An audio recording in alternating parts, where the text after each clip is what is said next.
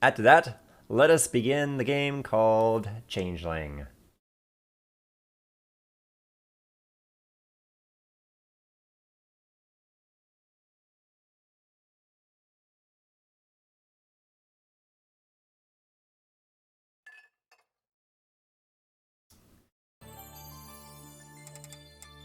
Let's go to full screen. Oh, it's windowed full screen. That's fine. I feel like we could do better than that, right? Yeah, there we go. Full screen.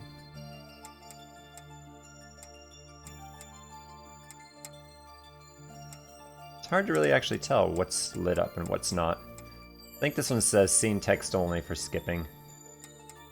All transitions.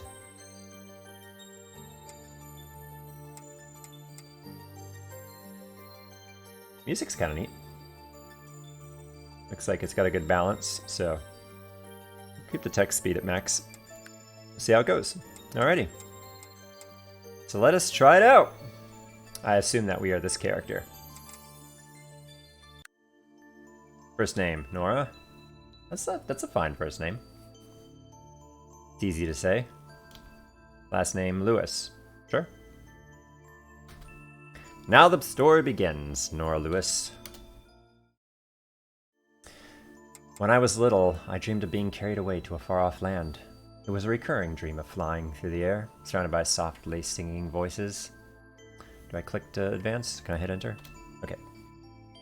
Back then, I read book after book of old fairy tales in my grandmother's studio, the kind where good children didn't always make it out of the dark swamp unscathed, and sometimes the goblins won. During the day, I would run through the forest by our house and pretend the stories were real. Every tree was a sentinel watching over me, and rustling leaves were the sweet whispers of fairies, coaxing me further and further from the house. Then it all crumbled. The trees and games had to be left behind.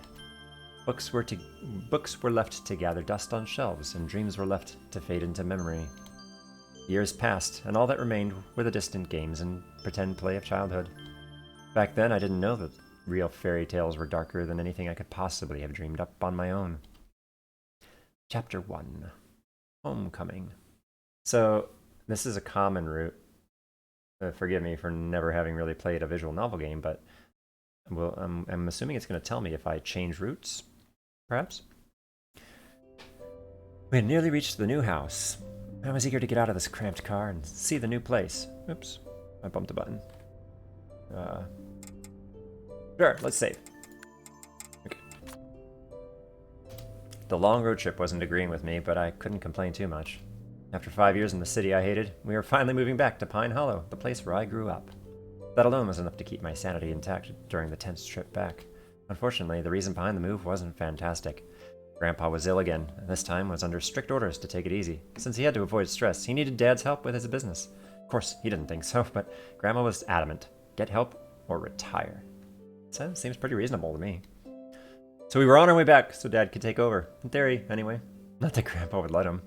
In any case, Dad wasn't too happy about leaving his current job or our house in the city behind, much less move back across state lines to our previous home. I was, though. I missed Grandma and Grandpa. I missed the trees and the looming embrace of the mountains that made Pine Hollow feel enclosed and protected. I missed my best friend. What I wouldn't miss was the stifling humidity of the city, the constant smell of hot rubber and car exhaust. Not to mention the lack of stars, the way rain made everything smell like rust instead of warm earth. It wasn't at all terrible. The parks were pretty. Being near to the water had been fun. School hadn't been awful. I was hardly the loner girl skulking in the corners. I'd had friends, and I would miss them, but Allie wasn't just a friend. She was practically family. No one in the city can compare with that. And the city had never felt like home.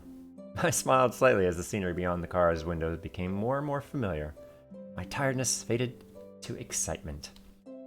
This new house isn't that far from the old one, is it? Oh, we got Spencer. They're only a few miles apart. This one's in a different neighborhood, though. Lots of trees, very wooded. I think you two will really like it after we get settled in. Dad said that, but from the look on Spencer's face, I didn't think it was true. Not for him, anyway. Dad pointed to a small forested mountain a few miles ahead. The neighborhood is nestled right at the foot there and winds up the slope. It feels rural, but it's within walking distance of the town square. I was glad that it didn't look like much development had happened in the years we'd been gone. In fact, it didn't look like much had changed at all. So much forest. I almost forgot what it was like. Looks easy to get lost in. I gave him a sharp look and found him staring at me in the disquieted way he'd picked up over the last few years. He was already trying to start a fight about that. I quickly looked away, unwilling to give him the satisfaction. Another thing I missed was me and Spencer being close. Like everyone seemed to think twins ought to be, but I didn't think that just moving back to Pine Hollow was going to fix that, though. Not with jabs like that aimed at me. Let it go already. No one's going to get lost. And I want you both to give me your word you be careful in the forest. I don't want to have to ban you from hiking. Now Mom was starting to. I slumped back in the seat, watching the kaleidoscope of fall colors slide past. I'd expected the issue to be brought up now that we were moving back, but I hadn't expected to start getting lectured before we even reached the new house. The realtor said there are trails. But you know, that probably means animal trails, not actual hiking trails. It can be dangerous if you aren't careful. We're not little kids anymore. There are lots of coyotes here, and cougars, even bears. Also, a pretty deep ravine in the woods behind the house, from what I understand. We just want to make sure everyone stays safe. Now that we're back, we don't want... Jeez, it's been 5 years. I couldn't entirely blame everyone for their uneasiness about the whole thing. Disappearance 5 years ago? My disappearance 5 years ago was the reason we moved in the first place. Not just the disappearance itself, though. I'd been gone for more than a week, and that had definitely caused some drama. But there was an issue of how I just showed back up, and the other things that happened around that time. 5 years later, and my family was still shattered by the repercussions of what had happened back then. Of course, I wanted them to move on. Everything back then had been my fault. Not just the drama the family had endured as a whole, but also what happened to Spencer. Those weren't wounds that could just heal overnight. Not the emotional ones, the physical ones. Definitely not the one inflicted on our relationship. No amount of apologizing had ever helped. Dad turned into a quiet street that wound its way up into the trees. A few rooftops poked through the foliage. It was a great neighborhood that reminded me a little of where we'd lived before. The sweetness of nostalgia helped wash away some of the lingering bitterness from the previous conversation. I loved the place from the moment we turned into the street, passed over a trickling creek that vanished into the woods. Down at the foot of the mountain, and within walking distance of the houses, was the main street of the town, filled with little shops and restaurants. But the neighborhood, hidden behind a thick wall of trees and curled around the mountainside, felt secluded and quiet. It was beautiful and perfect. Nora, go check the boxes up in your room to make sure they put the right ones there. I'll let you unpack your things first, and I want you downstairs to help in the kitchen. Spencer, same for you. Movers had already arranged most of the furniture in the house under Grandma's supervision, but the boxes with the smaller items and personal belongings still needed unpacking. Since she had to take care of Grandpa, Grandma couldn't do much more than tell them where to put the furniture and try to get the basics set up for us. She still had a ton of work to do. Mom immediately busied herself trying to hang curtains and make the house look lived in. Dad started ripping into the boxes in the family room. Spencer vanished upstairs. I left Mom in the kitchen and went to take a look at the rest of the downstairs. This house is really great. I'm glad you like it, honey. It wasn't new, but it had been renovated inside. It looked modern and new, but still felt old and full of memories and someone else's history. I love it already. My bedroom was right next to Spencer's. The only thing separating them was a small shared bathroom that was going to be so much fun. He tended to act like an intrusion into his personal space was a huge affront, so I had to walk on eggshells if I didn't want to fight with him. I can only begin to imagine his whining about having to share counter space with all my icky girl things like a hairbrush and hand lotion. A horror! That aside, my room is pretty nice. It's bright and airy, and I love seeing my things already put exactly where I put them anyway. Looks like Grandma even got my bed already. All I had to do was unpack the rest of my personal stuff. I started with my school things, pulled the tape off one box to get what was inside. Suddenly, the door to my side of my bathroom burst open. Spencer stalked in, dropping a dusty box on my clean bedspread. Could have at least knocked. They gave me one of yours. Don't pick a fight. Just stay calm. I moved the box to the floor without saying anything. Spencer started to leave. Hang on. Let me make sure I don't have any of yours. Hopefully, he didn't have a habit of bursting in. Being my twin brother didn't mean he got to invade my privacy whenever he wanted. Especially since he'd have had an aneurysm if I'd slammed into his room that way. I quickly sorted through the box to see if any of his were lurking in my room. Sure enough, I found one with his name clearly scrawled on the top.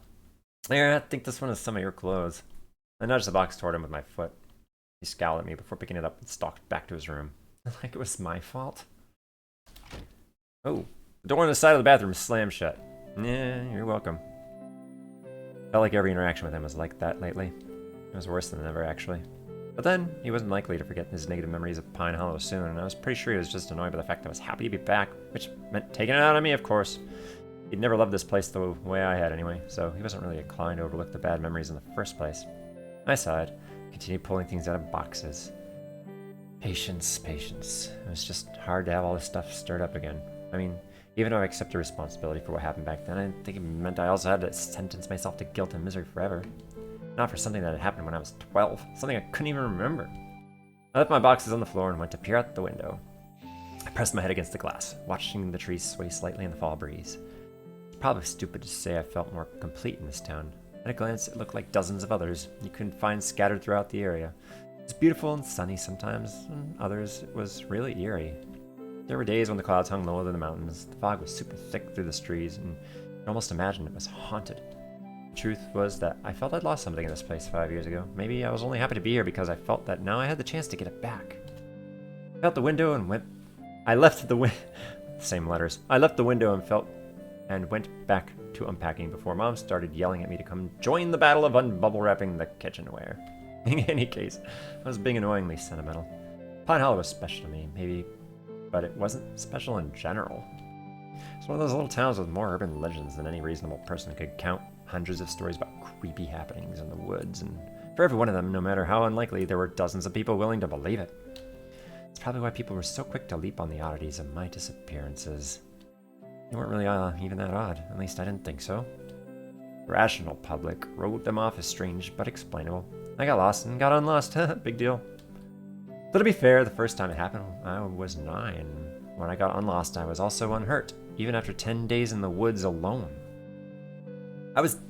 It was definitely lucky I got home safely. It wasn't supernatural, not like some people apparently insisted. It's just the amnesia that caught people off guard, I think. I couldn't remember a thing that happened while I was missing. I still couldn't. But psychogenic amnesia was a thing. What kid would want to remember being terrified in the woods for a week and a half? Not me, clearly. I started filling my closet with clothes and carefully lined up my shoes and boots.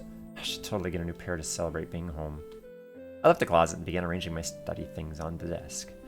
We'd be starting back to school on Monday, after an inevitably busy weekend. Same private school we'd gone to before we left. That was the only thing I had mixed feelings about. Just been such a fuss about my last disappearance, the one when I was 12. That would have been the real catalyst for everything. That had been when everything just broke. I've been missing for nearly 2 full weeks. Newspapers were running dramatic and hopeless stories. There was speculation about whether I was a runaway or if it was a ploy for attention. After all, it had happened to me before. There were search parties out every day looking for any sign of me. My parents were heartbroken. Again. Spencer was out with a search party one evening and got separated from them. And they heard his scream and feared the worst. But he ran out of the woods a short time later in hysterics, clutching at one of his eyes. And I walked out after him in a daze, but unharmed. They never found anything wrong with his eye. He lost the vision in it, but no one knew the reason. He was saying a lot of crazy things at the time. No one knew if he'd hit his head or had maybe gotten attacked by a stray cougar. That would be claw marks, right? And again, I didn't remember a thing. A lot of public interest in the incident due to the fact it was the second one involving our family, and me specifically. People loved mysteries, and I had given them one. If I wasn't making it up, and I wasn't, then what sort of drama could give me amnesia twice? No one could do anything but speculate. Endlessly. My family tried to get on with life, but it hadn't been easy, more like impossible. Just been too much stupid speculation and skepticism. At school, there were rumors that we both done the whole thing for attention, and Spencer's injury was fake. He had a psychotic episode and tried to kill me. It was a mess. So we just left. Why am I thinking about this again? Shook off all those old negative thoughts. It was years ago. People had forgotten. Everything was going to be fine. I stacked the empty boxes off to the side. On the opposite side of the room, I set up my painting things. The cabinet for my art supplies was nearby, and I quickly stacked everything inside. The sunny room was going to be perfect for painting. It even faced Nora. I love that they remembered that when they picked this room for me. Nora, you finished yet? I'm nearly done. Give me a few more minutes. I turned my attention to my small library of old books. I had all the classics. All used and worn and beautiful. And of course, lots of Shakespeare. It only took a few minutes to get the books on the shelves. I'd try to organize them properly tomorrow. Once I was finished unpacking, I gave my room a satisfied once-over before heading downstairs to help Mom unpack the kitchen. What should I do with my boxes in my room? I'll have to figure out what the recycling pickup schedule is so we can crush them and set them out. For now, just leave them. Okay. Meanwhile, can you get these out on the back porch? She motioned to a few large, empty flower pots near the table. Not a problem. When you're back, I have a few things for you to take to the basement. Yay. Come on, hurry it up. Hi, Captain. I lifted the stack of pots and managed to wobble my way to the back door with them. Navigating the door handle was a bit interesting, but I managed to get outside without breaking anything. I stood down near one of the brick columns and looked across the overgrown backyard. That doesn't look that overgrown to me. Actually looks relatively tidy. Wow.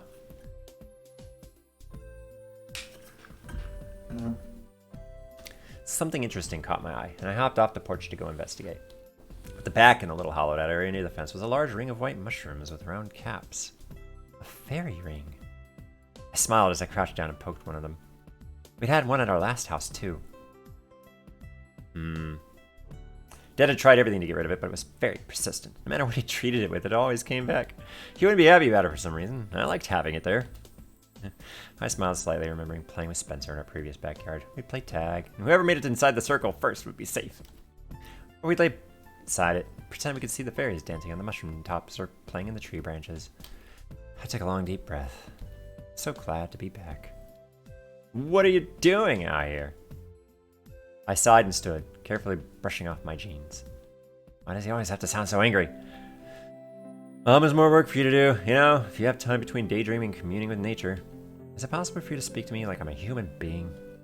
It would be if I was sure you were a human being. I hated the way you always said things like that with a completely straight face. Very amusing. I assure you that sisters are indeed human. Brothers, however, I'm not sure about that. Normally, one would assume he hadn't meant it literally, but I could never tell with him. Just get back inside. As he turned away, he snapped a foot out, kicking over a few of the mushrooms. Ooh, our first choice. Well, let's keep the angry going. Couldn't help but get angry. It was probably petty of me, but he always did that kind of thing. I'm so tired of it. I grabbed his arm, holding it tightly when he tried to pull away. Why do you always do things like that? Who cares? It's just mushrooms. What's your point? You don't always have to lash out at things just because I like them.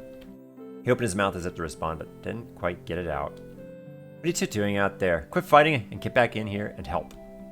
Spencer yanked his arm out of my grasp, narrowing his eyes. Don't touch me. His angry hiss echoed in my head as I watched him stalk back inside. I looked down at the crumbled mushrooms lying in broken bits in the grass. They'd grow back. I was stupid to care. I hated seeing something pretty messed up for a stupid reason. I hated that he'd ruin everything like some kind of creepy assassin of joy. I shoved my hands in my pockets and headed back inside. This quiet rustle of dried leaves behind me, and I glanced back. There was nothing there. Probably a squirrel or something. Casting one last glance at the fairy ring, I stepped back into the kitchen, prepared for a list of chores to complete before dinner. I was just glad Dad was already talking about ordering pizza instead of trying to cook. That night I had a vivid dream, and it was the sense I was looking for something that I had to find my way home.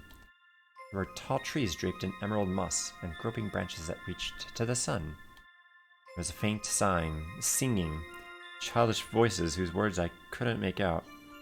It was a dream that left the taste and smell of warm, wet earth in my mouth as I woke. The smell quickly faded and was replaced by that of bacon and eggs, and sunlight warmed my eyes, beckoning me to wake up. I rolled over and snuggled deep into my blankets. Mom was already up, so it's October 9th. I could hear her downstairs talking to Dag as she cooked breakfast. A circle of sunlight against my eyelids coaxed me out of my sleep and warmed my face. Nora, I know you want to sleep in, but we still have a lot of unpacking to do. I'm up. Sort of. The last remnants of my dream faded as I staggered out of bed into my closet to rummage for something to wear. It was a dream I'd had many times, though not for a while. With that sense of having to get home, I assumed it was a dream from when I'd gotten lost in the woods. From when I'd gotten spirited away, as my grandmother always called it. Being back must have been dredged up some of the old feelings from back then. I glanced toward my half-open curtains. Looks a bit chilly this morning. I should probably find something warm. This far north, it always felt like summer simply stopped abruptly, giving way to instant autumn. Yesterday, when we had arrived, it had been sunny with a hint of chill, but I was betting the mornings were pretty cold. Hey! Mom says to stop fooling around and get your butt downstairs. I nearly jumped out of my skin when he just walked into my room. In response, I snatched a stray sock and threw it his way. Getting dressed, you creep.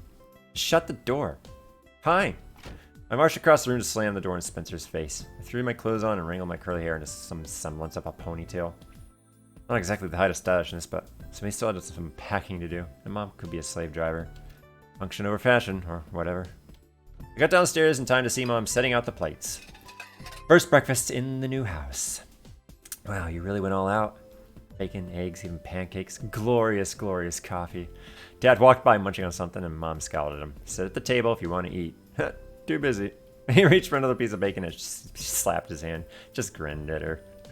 As soon as he turned away, he grabbed the bacon and shoved it in his mouth. And then he fled the room. I rolled my eyes at them as I was about to sit when Mom yanked my breakfast away ruthlessly. Huh? What? Huh?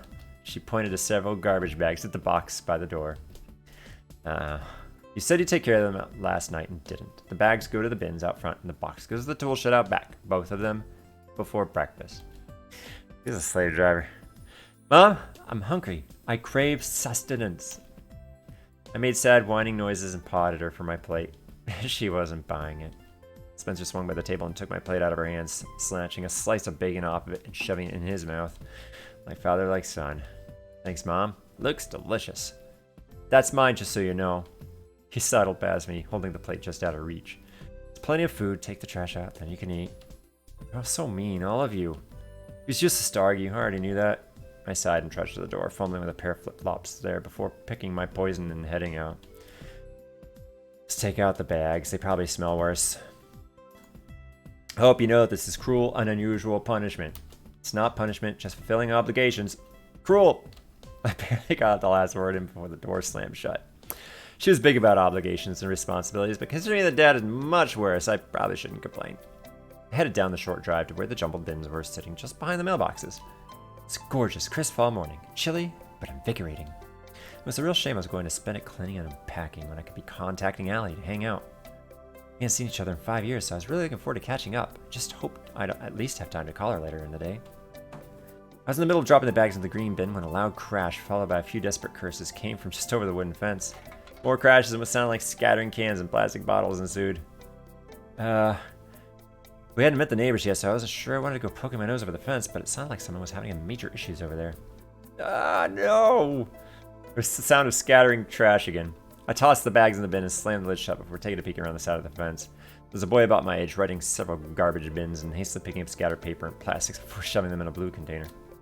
Need a hand? Oh, that's quite the vibrant hair. Ah! I clearly startled him. In a rather spectacular display, he jumped nearly a foot in the air and somehow ended up on his butt on the ground. He stared at me with pale green eyes. Okay, weird eyes. He jumped to his feet, snatching a plastic bottle off the grass as he did so. No, I got it. I just gotta pick everything up. He dropped the bottle in the recycling bin, giving me an embarrassed smile. He sort of attacked when I was bringing out the trash. Fair enough. I've waged epic battle with many a trash bin myself. They're a terrible enemy, to be sure.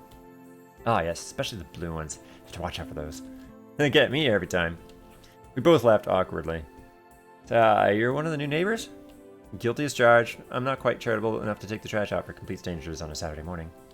Nice. He gave me a quick look up and down and then immediately turned red again and rubbed the back of his neck as he bent to pick up more of the scattered trash. I mean, you know, it's nice to have someone my age move in instead of just weird old people or something. Okay, so he seemed nice. The purple hair was cool. I didn't mind the piercings either. I grinned slightly. Yeah, I know weird old people over here. Oh, by the way, I'm Elliot. I'm Nora. Cool, Nora. I'll totally remember that, Nora. He murmured my name to himself a few times as if trying to memorize it. Awkward silence descended. Introductions were always so weird. Where are you guys moving from? Just out of state. We used to live here a few years ago and just came back because my grandfather's sick. Sorry to hear that. He's a bit better than he was, so it's okay, but we just want to be closer to them because of it. Makes sense. Gave me a sidelong look. So, starting school here then? I mean, you're still in high school, right? For another year, I'm a senior. Cool, same here. My brother's a senior too. Oh, so you're like twins or something? Yeah, lucky for you, I'm the nice one though. So your brother's the evil one? Sadly, yes. Spencer is evil. Ah, cool. Well, I mean, that's not cool that he's your brother is evil, but it's cool that I lucked out to meet the good twin. I have a stepsister. She's also kind of evil. An evil stepsister. That's pretty classic. Between you and me, we probably make sure they never meet. The world would definitely be in peril. I bent down behind one of the bins to pick up the things he hadn't grabbed yet, smiling slightly. No, you don't have to do that. I don't mind. I liked him. He had a cute smile. Hey, Mozzie! I heard the voice inside to pop my head up to see who he was talking. Bad idea. Watch out! I barely even saw the football coming before it bounced off my head. Holy... what? I was pretty sure I actually saw stars. My legs buckled, and I immediately felt Elliot grab me around the waist to keep me standing. Oh, God, are you okay? His voice was right next to my ear. I could feel his breath ghosting across my cheek. Rapid footsteps sounded across my yard. I'm so sorry. I didn't realize there was anyone else over there. No, it's okay. I've always wondered what it'd be like to have my brain knocked loose. It's quite freeing. It's quite an arm you have. The new guy laughed awkwardly. I'm so sorry. Are you okay? Should we help you inside? No, it wasn't exactly terrible being held by Elliot, but I decided I should probably pull away and try to stand on my own. I shook my head, trying to rid myself of the blurred vision. I'm good. Awkward silence descended before Elliot laughed nervously. It's kind of amazing. I laughed and winced and reached up to touch the bump forming on my head. Let me look. I turned toward him and let him examine my forehead while I stared at his strange eyes. They were such an odd shade of green. I wonder if they were contacts. I couldn't imagine anyone having eyes that color naturally. Well, you have a bump. Is that the official diagnosis, doctor? You should go put some ice on it, man. I'm so sorry. I feel terrible. It's fine, really. Blame it on my utterly bad timing if you want. I'm Danny, by the way. King of terrible first impressions. It's a pleasure to meet you, your majesty. And by the way, Mozzie? Haha, dumb nickname. I blame my stepsister. Just ignore it. What are you even doing up this early? I don't usually see you before noon. If I don't come over and drag you out of bed, which is what I was about to do, by the way. A night owl? You could say that? He rubbed the back of his neck again. Cute. He seemed to do that a lot when he was embarrassed. I'm not much of a morning person either. Right? Mornings suck. Too bright, too early. I like mornings. The only good thing about mornings is coffee. Nora, could you stop flirting and get back in here to carry the rest of the crap out back? I flinched at the sound of Spencer's voice and shot a glare at the house just in time to see his auburn curls vanish back inside. And the evil twin. Yes, unfortunately. We're still unpacking, so I should head back in. It was nice to meet you both. Hey, where are you going to school? We're both at Stone Circle Academy. Maybe we'll see you there? That's right. And we'll be starting on Monday, so I'll definitely see you there. Nice. Don't forget to put ice on that. I waited on them both and headed back inside. Well, we met some new people. I glanced back once and saw Danny elbow Elliot and say something to him. Elliot turned red and shoved Danny's shoulder. Caught me watching and waved sheepishly. I went back and went inside laughing. Mom made a bit of a fuss over the bump on my head and assisted in an ice pack while I ate breakfast. But by the time I finished, she was already dictating the list of chores I had to take care of. When I was done, it's going to be a long, long day. Chapter 2. Stone Circle Academy.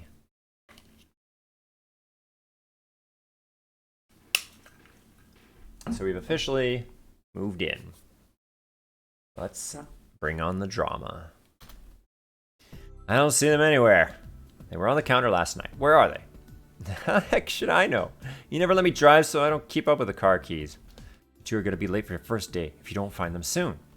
Not my fault. Spencer was scouring the house looking for the car keys. He insisted he left on the counter. I was rinsing the dishes and Mom was supervising. Spencer let out an exasperated groan from near the door where he was hunting for the keys. Where's my other shoe? My God, don't you know? I don't keep up with your stuff. I finished the dishes and wiped my hands, grabbing my book bag as I headed to the front door to see if Spencer left the keys there instead. I'm late because of you. You won't be late if you just help me find the keys. I wouldn't have to help you find them if you just keep up with your stuff. I stalked to the front door to check the little shelf by the cabinet there. No keys. I don't know why I opened the cabinet to check inside, but when I pulled open the door, I was confronted by Spencer's worn-out tennis shoe. I blinked at it in surprise. I snatched it out of the cabinet and stalked back to the kitchen. I could only imagine that my sleep-deprived mom had put it there while doing the last of the unpacking. I wondered if Spencer had checked the fridge for the keys yet. At this rate, it wouldn't surprise me if that's where they were. What a stupid shoe. Spencer looked up from where he was rummaging through the kitchen drawers with the keys. I tossed him the shoe and somersaulted to the ear to him. Something flew out and hit the floor with a decidedly metallic sound. We both looked down in surprise. Car keys were sprawled carelessly on the kitchen floor. What were the keys doing in his shoe? Spencer immediately glared at me. Don't look at me. I didn't put them there. Where'd you find this? The cabinet by the front door. I could tell exactly what he was thinking, but I could tell exactly what he was thinking, but I just shrugged. Sorry, it wasn't me. I don't know why his shoe was there, but I'm not in the mood to hear you blame me for it. He just scoffed as he set the shoe down and shoved his foot in it. He snatched the keys off the floor. Yeah, right. Mom hurried back into the kitchen. Found him. Someone put them in the front cabinet. I know. Don't ask me. Maybe Dad did it. Whatever. Someone probably just wasn't paying attention. You two need to leave now. You still have to stop and check in at the office before class. She practically shoved us both through the door, and thus came the quiet, uncomfortable drive to school. Yay. Spencer was driving our shared car, and I was sitting quietly in the passenger seat because fighting over who got to drive just wasn't worth it. Hated riding with him, though, but had no choice on that part. I was hoping after catching up with a couple of old friends, I might be able to start bumming a ride with one of them. In the meantime, though. So looking forward to your first day? We might not get along, but I hated awkward silences almost as much as fighting. Should not have been this painful to ride in a car with my brother for 10 minutes. Huh. Ah, yes, typical Spencer response. Curt, cryptic, utterly useless for conversation. Take that as a no? Depends how much classes I have with you. Ah, really? Can we not start the day like this? Can you not talk to me? I bit my lip and stared out the window. It would have been nice if we could have, I don't know, supported each other or something? Like actual siblings? I kind of want to try again, but I kind of want to give him up already. He's not helpful. He's always like this. I should have just used to it by now. Trying to talk to him anymore never did any good. Over the years, I'd learned that the easiest way to avoid an argument with him is just to pretend he didn't exist. I stared out the window, watching the trees pass. Hated this. A few minutes later, we were pulling into the school parking lot. As soon as we found a space, Spencer jumped out and went straight inside. I grabbed my stuff and slammed the door, pausing to take a deep breath. I was not letting him ruin my day, or I'd try not to anyway. By the time I got inside, he was already walking out of the office with a schedule in hand. He didn't even look at me. I guess that was his way of letting me know I was on my own today. Not that I expected anything else. It didn't take long to get my own schedule printed. As I left the office, still looking it over, I heard a long, familiar squeal heading my way. I couldn't keep the grin off my face when I saw Ellie Fisher, the one person I'd kept in touch with the last 5 years, barreling toward me. Nora, I just saw Spencer. Dang, he's pretty. I didn't think he'd get so tall. Ew, that's the first thing you're gonna say to me when we finally see each other again? Also, that's not tall. You'd tower over him with a good set of heels. Come on, it's not my brother. I'm allowed to admire him. She grinned and grabbed my arm, pulling me away from the office and down the hall. You're gross. Your crush on him is super weird. Nope, like I said, I'm allowed. Allie, trust me when I say this. You could do better. No, I don't think so. In fact, I'm thinking later today I need to catch up with Spencer a bit. I say again, ew. She just laughed at my discomfort. I couldn't keep the smile off my face as we walked together. Kept in touch, but this was my first time actually seeing her in a long time. So, how's the unpacking going? I was going to call this weekend, but I figured you would be busy. We're nearly done. Mom's been a total slave driver. It's kind of scary. I remember how she is. I actually thought about coming over to help, but then I remember how she is. You're the worst friend. Nah, I'm a great friend. I'm super glad you're back. This is going to be a great year. I'm glad to be back, too. Though, before anything else, I'd have to warn you about... I heard you were back in town! That voice. I shot Allie a look and she gave me an unapologetic smile in return. This was what she was going to warn me about. Kara, my other friend from Pine Hollow. Hope you managed to stick around for the full year. Wouldn't want you to end up getting lost again as soon as you got back in town. Well, there goes the idea that people forgot about that. That's not my fault. I don't intend to get lost anywhere. I don't intend to get lost anywhere. You wanted to, though? I could definitely give you directions. From beside me, Allie snickered quietly, but said nothing. I really couldn't believe Kara was still bitter over that incident. I got that my last appearance disrupted her little concert, and that she and her mother had always had big aspirations regarding her musical career. It's not like I'd ruined things on purpose, and I hadn't exactly asked anyone to ditch the concert and join the manhunt for me. I knew it had to have sucked, but I had to apologize. I was getting tired of apologizing for something I couldn't even fully remember.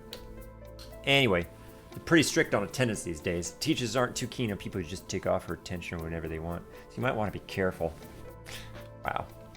No one's gonna believe convenient amnesia either. Not this time. She walked past with a glare aimed my way. I let out a long sigh. Well then, what a thing to come back to. Family moved away before we had the chance to work things out, but maybe I should have tried to mend fences with her before we got back. To be fair, I didn't expect her to still be mad.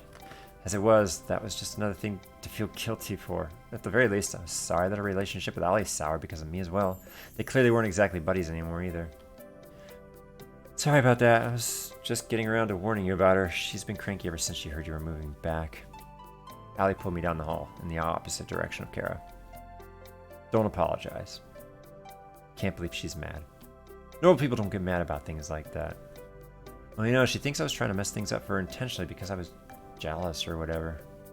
That's ridiculous. Maybe, but she wasn't the only one. Half the town thought it was just some cry for attention, remember? Oh, whatever. Anyone who knew you at the time should have known better. That includes Kara. That's when Spencer started hating me too, so maybe they know something I don't. I gave her a tired smile. Come on, perk up. Can't look all grumpy on your first day. I know. So what's your first class? Literature, Mrs. Roberts. Same. I was relieved. Being around someone who actually wanted me there might make my mornings suck a little less. You'll love her. Come on. She dragged me the rest of the way to class. I immediately scanned for certain unfriendly faces, but was relieved that neither Spencer nor Kara was anywhere to be seen. I did see some other familiar faces, though. Ah, it's Danny and Elliot. They were sitting at the far side of the room, surrounded by a group of friends who seemed to be taking great pleasure in prodding Elliot away every time he nodded off. It's definitely not a porny person. Elliot's purple hair and black clothes stuck out like a sore thumb among Danny and the rest of the clean-cut, sporty guys. I got the feeling Danny was the main reason he was in that group. Unlike Elliot, who looked out of place, Danny fit in perfectly. I couldn't help but wonder how those two had become friends. They were so different. Let's go introduce yourself to the teacher. I feel that's important. I had a mental note to catch up with them both later. Before I could get much further into the class, Allie grabbed my arm and started dragging me toward where the teacher was waiting at the front of the room. Come on, I'll introduce you before class starts. Coming, please don't rip my arm off. Allie introduced me to Mrs. Roberts, who gave me a quick rundown of what the class is studying at the moment. A Midsummer Night's Dream. I'd read it last year, actually, so catching up wouldn't be that difficult. We have an empty seat at the front of the class and several in the back. You may take your pick. She shot me a friendly smile that made me feel quite at ease. I suspected that I'd like her. Welcome back to Stone Circle, Miss Lewis. Thanks, I'm really glad to be back. Fortunately, none of the seating options were near people I knew, which was a little disappointing. Looks like she has everyone paired up for a group work. Seat up at the front next to some sort of grumpy-looking, well-dressed blonde. He didn't look extremely friendly.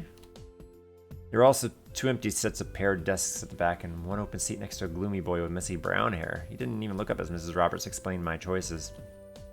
The only other seat was in the second to last row by the window. It's tempting, to be honest, but I should probably take a seat that at least gives me a reading partner. Both options just looked like so much fun. Let's take some initiative and go into the front. I didn't want to make a terrible impression on Mrs. Roberts, especially considering literature was one of my favorite subjects. See, that's what I mean. I opted for the seat in the front and just hoped the blonde wasn't as cranky as he looked. I smiled a little nervously as I slid into the chair next to him. His eyes swept over me, lingering for just a few seconds on my face before he looked away. He didn't say anything or introduce himself. Friendly. Today, we'll be continuing our reading of A Midsummer Night's Dream with your partners. Mark, if you would be so good as to share your book with Nora today. I had almost an audible sigh from the boy next to me. To his credit, he tried for a gracious smile. He got an A for effort, but didn't quite reach his eyes. I sighed inwardly. Maybe I should just take the seat in the back.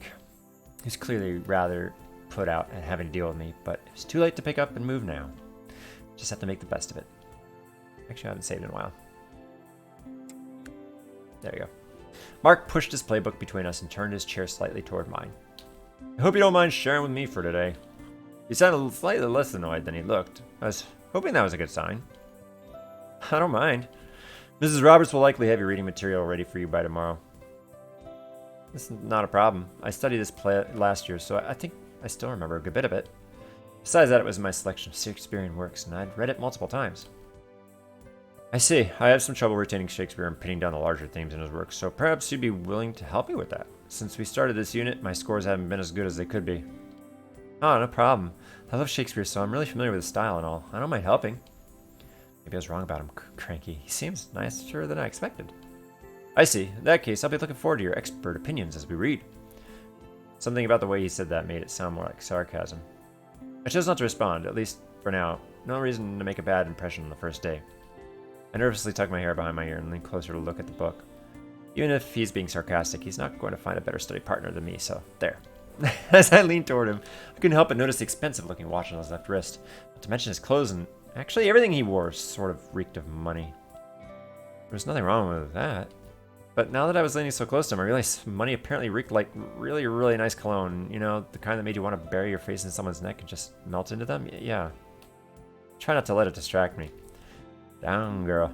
You're not going to make a good impression on anyone if you start sniffing people on the first day. I had no idea how I was going to focus on reading when sitting next to him was apparently going to be a constant heavenly assault on my olfactory sense. Because it was hard not to pay attention to the clone, at least from this distance. Mark was definitely from a wealthy family. He wouldn't be the only one at the academy, that was for sure, but most didn't wear their wealth so obviously. Then again, probably didn't think I was being obvious about it or anything. Cleared my throat awkwardly. So, where did you leave off reading last time? I was just beginning Act 3. Then we'll just pick up there. Naturally. Come to think of it, I had to wonder why he was sitting alone if he had so much trouble with this subject, especially when there was another person in the class with no partner. Maybe Mark's original partner moved or something. As I shifted to look at the far page of the text, my elbow brushed against Mark's arm. I barely touched him, but he jumped slightly and jerked himself away, moving his arm awkwardly across his desk, as if to get it completely out of my airspace. Sorry? What is that about? When I glanced up at his eyebrows were knit together, eyes practically boring a hole into the book. It's alright. His tone was terse, and he didn't even look up when he spoke. I raised my eyebrows as I studied him. Sure, some people weren't keen on physical contact, but that had been a little dramatic. We were reading a play by Shakespeare. Drama is like in the air, right? Alright, moving on, I guess. This is where Bottom and the others are rehearsing, right? Mark nodded, but said nothing else. Man, a few words, I see. For the next 45 minutes, we took turns reading. He stumbled over the lines, frowning intensely at the playbook the entire time. He said he'd be looking forward to my expert opinions, but he didn't exactly give a chance for me to share them. He wasn't really unfriendly, but he was definitely keeping his distance, literally. From the moment I touched his arm, he did his best to stay well out of my personal space, or keep me out of his, maybe. Awkwardly so. Actually, it was the point of him noticeably leaning away from me while we read. So sorry I offended you, Your Highness. I take back what I thought about your heavenly clone, so there. The bell eventually rang, eliciting a sigh of relief from us both. Mark immediately stood and slid his books into the letter satchel. He nodded swiftly and headed out to his class. I watched him go, curious about what his deal was. He was standoffish and acted like I'd nearly burned his flesh off by brushing his arm. Mysterious. Was he shy? Did he just not like commoners like myself? Maybe I smell weird to him. I resisted the urge to sniff my sleeve just to be sure. Well, whatever. It was just one guy in one class. He could be as unsociable as he wanted. I checked my class schedule and groaned as I realized trigonometry was next. I'll have to ask Allie about Mark later. Knowing her, she'd probably have tons of juicy details to share. Pretty sure trigonometry was on the same floor as literature, but it had been several years since I was last here, and I'd never actually come to the high school wing. I wasn't entirely sure where I was going. But why was it so crowded? I was jostled across the hall by the crowd, trying to aim for a nearly empty spot by an open door. I reached at the same time as a pale-haired girl in a blue coat. We nearly ran into each other, but she caught me by the shoulders, preventing an embarrassing collision. Careful. Wait, that voice. That's a guy. That's a guy? I stared up at him somewhat in awe. He was so pretty. Could a guy be that pretty? He smiled down at me. You okay? I didn't mean to nearly crash into you. Yes, sorry. I'm okay. I quickly straightened and tried to get my bearings. I don't remember it being this. Watch it! Someone nearly sheared my nose off with his backpack. I don't think they even heard me shout. Is it always this crowded between classes? Jeez. Hey, can I ask you, wish me luck? Before I could finish, the boy bounded away from the wall and, oh no, I squeezed my eyes shut as he nearly bowled over two brunettes twice his size. Expected him to bounce off and go sprawling, but he somehow managed to dodge and bowl over someone smaller than him instead. Sorry, so sorry, you okay? I watched him fuss over the girl for a few seconds before hurrying off down the hall, squeezing his way through the crowd. Seemed pretty popular. Everyone waved and called to him as he bounced through. It didn't take long to learn that his name was Corvin, if only because people kept shouting it as they said hello. An unusual name. As I got ready to brave the tide of students myself, I noticed a book had fallen in the middle of the hallway, right where Corvin had run into that girl. Oh shoot, did he drop that? No one else appeared to have noticed it there. I hesitated for a moment. I didn't want to just leave it, but I really doubtful my ability to get across the hall and pick something off the floor without getting steamrolled by the crowd. I was going to be late if I waited until the hall cleared to get it. Still, it was going to get damaged if I just left it in the middle of the floor, so I should probably return to Corvin and get it to the office. Let's dive in. Hope for the best. Someone clipped the edge of the book with their foot as they walked past, sending it sliding across the tile toward the end of the lockers. I couldn't watch anymore. At this rate, it would be ruined. I shifted my backpack slightly and practically threw myself into the crowd. Pretty boy could do it, so could I. Probably. Wasn't quite as easy as he'd made it seem, probably because he was at least 6 inches taller than me. Not that I was short or anything, it was just really crowded. I jostled my way through the hurried students, nearly losing an eye to an odd wayward backpack at least once. When I was finally near the other side of the hall, I made a sort of dive around the corner for the book. A head of white blonde hair came into my field of view a few seconds too late. I wasn't able to halt my momentum before our skulls cracked against each other. Ow. Another bump in the head. Oh! Ah! I crouched on the floor seeing stars as I clutched my head.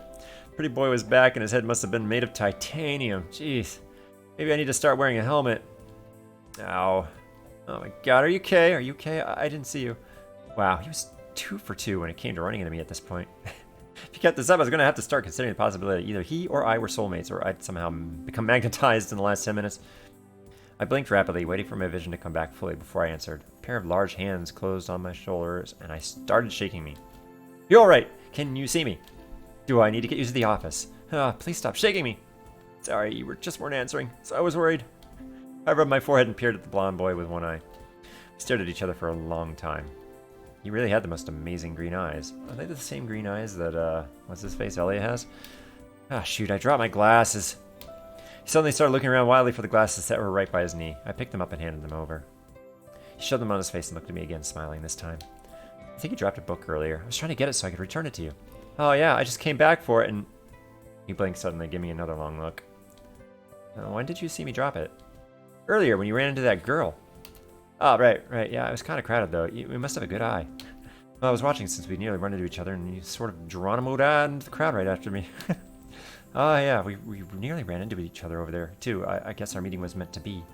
Thanks for trying to save my book. That was sweet. He shoved it in his backpack before standing and offering me his hand. I took it and pulled myself to my feet, if only because I was still a little bit dizzy from that epic headbutt. Thanks. He didn't immediately let go of my hand, but instead pulled me slightly closer, peering very seriously into my eyes. Whoa. Felt my face heating up again under his scrutiny. What's your name? I'm Nora. Tried to pull my hand away, and he instantly released it, smiling slightly. He reached up and gently brushed my hair away from my cheek. He chuckled softly. Well, I'm glad to meet you, Nora. Before he could say much else, he was called away by another boy and darted off, leaving me staring after him. Well, just what was that? Holding hands with someone on the first day. I'm impressed. I shook myself out of that daze and glared at Allie.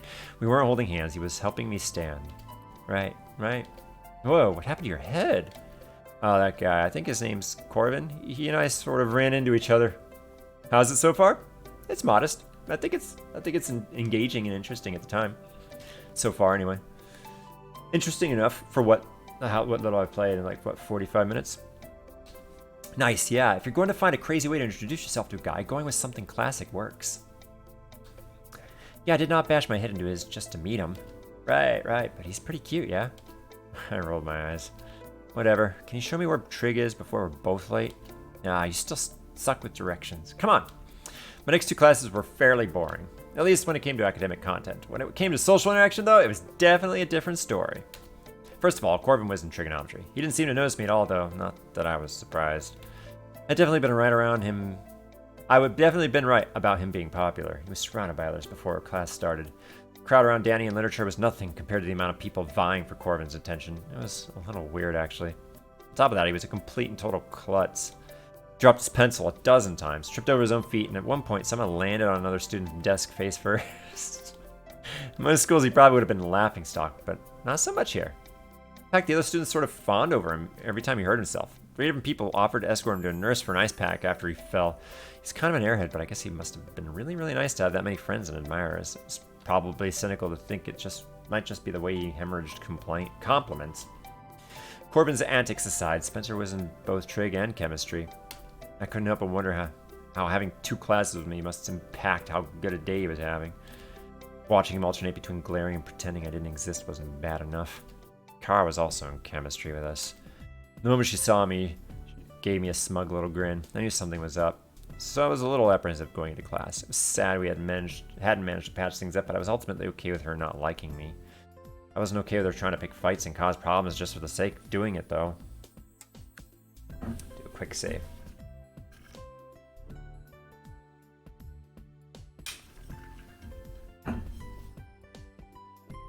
Yep. And it didn't take long to work out what she was up to. I hadn't even gotten to my desk when 2 people introduced themselves as Luke and Emery practically set up camp nearby to pepper me with questions about the whole childhood disappearing act. I didn't even remember either of them, so I didn't think they were students who were at the school when it happened, and yet they definitely got a pretty detailed version of what had happened from somewhere. Damn it, Kara. So do you really not remember what happened to you while you were missing? I heard you were attacked by a bear or something. Someone said you were the only witness to a murder out there, but none of the other victims were ever found. Do you think you blocked it all out because of the trauma? Is it true the police questioned you because they thought you tried to kill each other? I shot Spencer a quick look at that one. Is that how you got injured or whatever? Spencer was gritting his teeth, glaring at me. Not good. I could practically see the red flashing light above his head, declaring a level 7 nuclear event was about imminent. Is there any way we could just not talk about this? Come on, we're just curious. I sighed, trying to figure out a diplomatic way to tell him to shut the heck up before my brother had a meltdown. It was a really long time ago. We just got back into town and are trying to settle in. There isn't much to tell anyway, but I think we'd rather not talk about it all the same. Everyone, please take your seats. At the teacher's words, everyone reluctantly retreated, leaving Spencer and me alone. I was trying to look anywhere but at him. I honestly hadn't expected anyone to bring this stuff up again. My gaze fell on Kara, who was still giving me that same smile. Of course, if someone is intentionally trying to bring it all up again, there's no wonder people were interested. I sighed.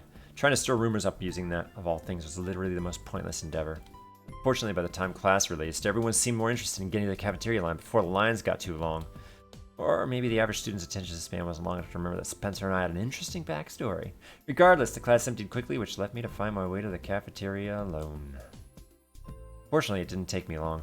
I just had to follow the smell of old hot dogs and sweaty feet. Although nowhere in sight. Allie was nowhere in sight, so I just grabbed a sandwich and found an empty spot to eat alone. Yay. I barely sat down when someone else plunked a tray of food directly across from me. Wait, you were the brown-haired kid from literature who I didn't sit next to. Looking up, hoping to see Allie, but instead saw the messy-haired kid boy from literature. Yeah, I remember you. What was his name again? Sorry, this is where I usually sit. They don't like it if I sit somewhere else. They?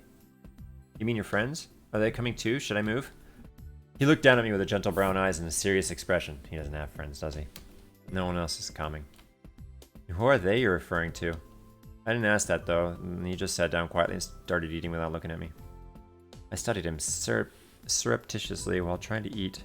He was a little disheveled and gloomy. He definitely seemed shy, or maybe just socially awkward. I wasn't sure which. Definitely wasn't much for talking though. A heavy silence descended on us. I lamented silently about how much I hated awkward silences. So, Nora?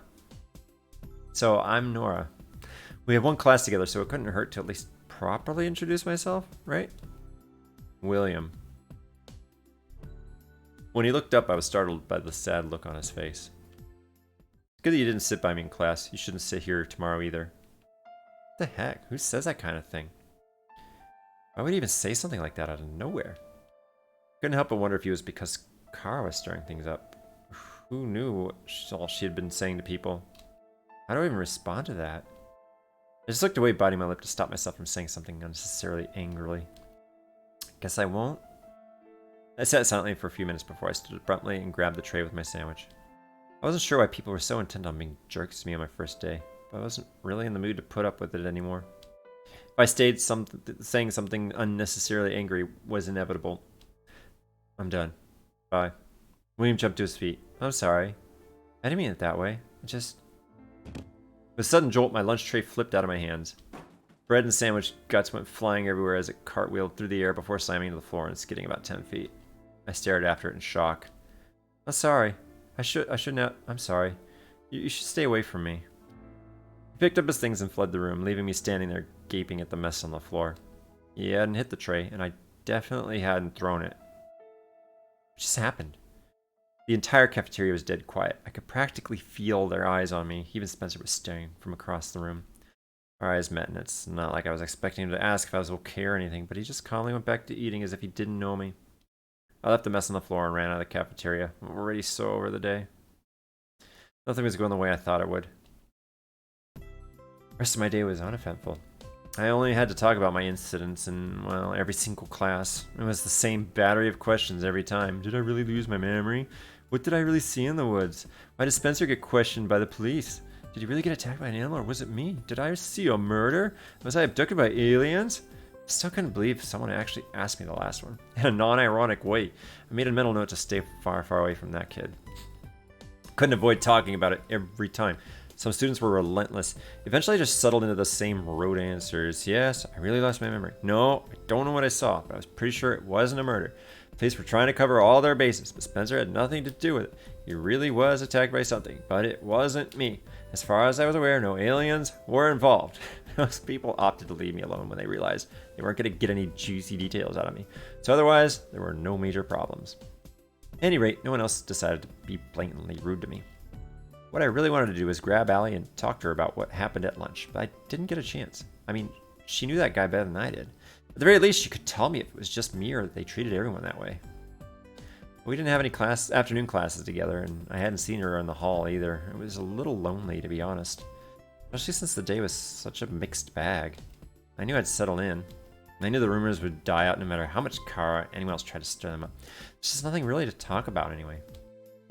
Any first day were usually kind of rough. I couldn't deny I'd been hoping for better. My head was pounding by the time I made my way to the locker and dumped the last of my newly assigned textbooks in it. I stood quietly for a moment, head leaning against the side as I geared myself up for the tense ride home. Hey, Nora. I turned hesitantly at the sound of my name, but sighed in relief when it was only Elliot, someone I doubted was going to pick a fight or interrogate me. I gave him a tired smile. Oh, are you okay? You look like, kind of pale. Are you feeling sick?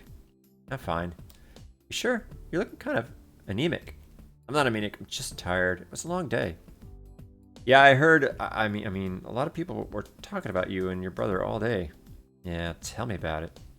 I slammed my locker door and hefted my book bag to my shoulder. I also saw what happened at lunch. Yeah, about that. It's fine. It's not a big deal. I'm not mad at anyone over that. You sure? Yeah, like I said, it wasn't a big deal. Okay, just don't take it personally, okay? Everyone here has their stories. Know what I mean? I suppose I should know better than anyone. And don't worry about people talking about you. I mean, they'll stop soon, probably. Encouraging? Well, I couldn't complain. He's trying to cheer me up, and that was sweet. I'm sure they will. I rubbed my head and gave him another exhausted smile. I should go. The evil twin is probably already waiting impatiently for me. Okay, I have a club meeting I need to get to. I really hope you feel better. Have fun at your club. Okay, well, have fun at your club then. Maybe I should try to enter a club too. It's not really a sort of club you have fun at usually, but I'll try. He waved and dadded up down the hall toward the stairwell. Why join a club if it's not fun? Sort of club isn't meant for... That's what I said. Well, sort of club isn't meant for fun. I wonder if the opposite list of clubs I could register. Of course, I'd have to coordinate with Spencer and get a ride or something. I won't want to wait until I was a little more settled in. But it might be nice to get involved in something during my last year. At any rate, I made my way outside, keeping an eye out for Spencer as I went. I was looking forward to the drive home after all, but I wasn't looking forward to the drive home at all. But this time, I just stayed quiet. I don't think I can handle another argument today. My nerves were already pretty frayed. I jogged across the front lawn toward the parking lot in spite of my head. If anything, Spencer complaining that I had made him wait around would just make my headache worse anyway.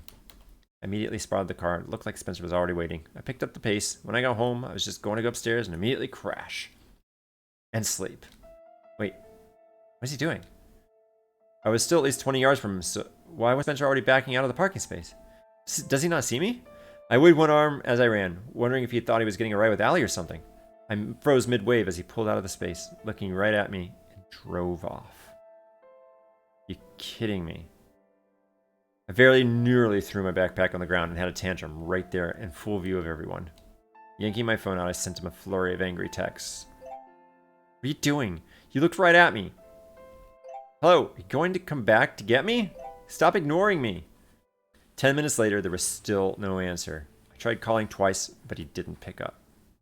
Tears of frustration stung my eyes as I clutched my backpack so hard, the strap cut into my hand. He wasn't coming back. He just left me there while looking right at me. How could he do that? The parking lot was rapidly emptying, but I was not going to stand there and cry in front of everyone. Trembling with fury, I stormed away to find a place to calm down, think, and plot how I was going to murder my brother in his sleep. After I figured out how I was going to get home, I could text Mom, but she and Dad were both at work. Grandma and Grandpa would be too busy. I flopped down under a tree near the back corner of the parking lot. Allie said she had a club meeting, so I didn't think she could give me a ride unless I waited for her to finish. I didn't know anyone else well enough to ask.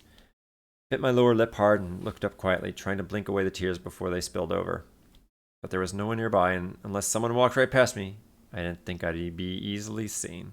I finally gave in and buried my face in my knees, sobbing quietly, half from anger, half from sheer disappointment. The whole day had just kind of sucked. Felt stupid for being so glad to be back. Are you crying? Shoot. He looked up hastily. I looked up, hastily wiping up my face as I wondered who was crashing my little pity party. Super tall guy in a leather jacket was standing nearby looking down at me. I hadn't even heard him walk up. I'm fine. I rubbed the back of my hand across my eyes, feeling pathetic. There was no way he'd believe I wasn't crying. Really? I nodded vigorously, but from his tone, it was obvious he knew it wasn't true. He scoffed. Whatever. He turned away and walked to a motorcycle park. I knew he was a bike rider. He just looked like one. I can't believe someone caught me crying. How middle school of me. I watched him set the helmet on the seat and stow his backpack. Probably shouldn't have stared, but he was kind of rude, so I was going to stare all I wanted. If I was going to revert back to middle school with my behavior, I might as well take it all the way. He paused and glanced my way. I watched him grab something and stalk back over. Another spare helmet. He tossed something square and rectangular to me. I barely managed to catch it. Tissues. Thanks. Okay, maybe he was actually a nice guy? He shrugged. Is there a reason you're sitting back here crying? I'm gonna be honest. Nothing's helping, so I might as well just be honest. Yeah, there is. I glared up at him, daring him to try to pry further. Just sort of amused, but not at all intimidated. Guess I couldn't blame him. How tall was he anyway? I was going to strain my neck looking up at him. Thanks for the tissues, I mean, not for badgering me about crying. I wasn't badgering, I was asking, but it's not a problem. I'm Ewan, by the way. That was an interesting name. Ewan? Nora. He just nodded and crouched next to me. I don't recognize you. I'm new, sort of. I used to live here a few years ago, but I just moved back. Ah, you're that girl. I gave him a questioning look, but he just shrugged. I overheard some kids talking about a new girl, something about disappearances a few years back. Ah, gad. That's me. I see. Well, you look more normal than I expected. What's that supposed to mean? Hey, I was just about to leave. Are you willing for a ride? Do you need a lift or something? I don't. My brother ditched me, so I don't know yet. I'm still trying to figure out how to get home. I'll give you a ride if you don't mind riding a motorcycle. I haven't ridden one before. I'm not going to force you. I bit my lip.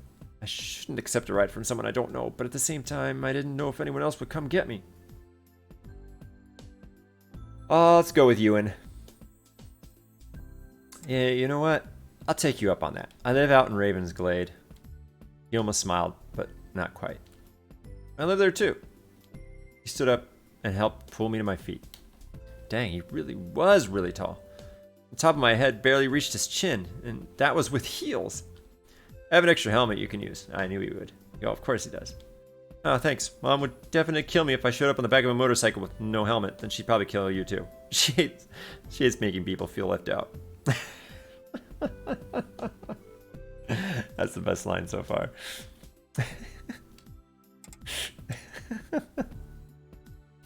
Oops. Oops. Is there a back button? That elicited a smirk. I'll keep that in mind. I watched him pull down 2 pegs on either side of the bike. I'm guessing my feet go here. His smirk grew wider as he tossed the helmet. You get an A+. That bit gets really hot, so don't touch it. Anything else? Hold on, lean when I lean, and try not to fall off. Simple and to the point. I like it. He climbed on the bike and patted the seat behind him as he put the helmet on. I climbed on carefully, mostly occupied with how I should hold on to him. That and wondering why his helmet got a cool visor thing, but my face was bared for all the bugs in the world to splay it onto. I hoped he didn't mind being my bug shield because I was definitely going to hide my face behind him. Hold on. We're going. Right. I placed my hands awkwardly on his hips as he started the bike, and we were off. It was cold. It was already well into fall anyway, but it was so much colder on the back of a motorcycle. Fortunately, our neighborhood was fairly close to the school. What, 10 minutes on the car ride? So I quickly find myself grateful that he was so much bigger than me. In addition to shielding me from bugs, he also blocked some of the wind. Not much, but I suspected it was colder sitting up front than behind. I just held onto him tightly and hoped the wind didn't permanently freeze my hands to his waist. That would have been awkward. 15 minutes and a short stop for specific directions later, and Ewan was pulling into my driveway. Spencer's car was there, but so was Dad's. By the time Ewan killed the engine, Dad was already on the front porch, eyes wide. I dismounted carefully, only narrowly avoiding falling on my butt. Nice dismount. I'd give you an 8.5 for style. I'm not going to tell you to shut up, but only because you were nice enough to give me a ride. Dad swept me into a bear hug that muffled the rest of that. Did you think I was missing again? Thank God you weren't answering your phone. Well, I couldn't really. This is Ewan, a classmate. He gave me a ride. Dad offered his hand, though he didn't look too happy about the motorcycle. Ewan took his helmet off. Dad shook Dad's hand and gave him a surprisingly polite nod. It's nice to meet you, sir. He had that bad boy look about him, but I guess he wasn't actually that bad. It's kind of disappointing. Someone wearing that much leather really should have more attitude. Thank you for giving her a ride. I handed the helmet back to Ewan. Seriously, I really appreciate it. I'll treat you to coffee or something sometime. Don't worry about it. Guess I'll see you at school. He nodded and put his helmet back on, waving once as he started the bike. And with that, he was gone. Yes, Dad? Dad and I watched him in silence for a moment. You are so not treating him to coffee ever. Hey, he was nice enough to give me a ride. Huh. Saying of which, please tell me my horrible brother is grounded. For a month at least. Come on, you look like you're freezing. I'll make you some hot chocolate. I snuggled into his side as we went in together. All in all, it wasn't a completely horrible ending to a day. Chapter 3. Paranormal Mysteries Club. Oh boy. Is that what Allie's into? Paranormal mysteries?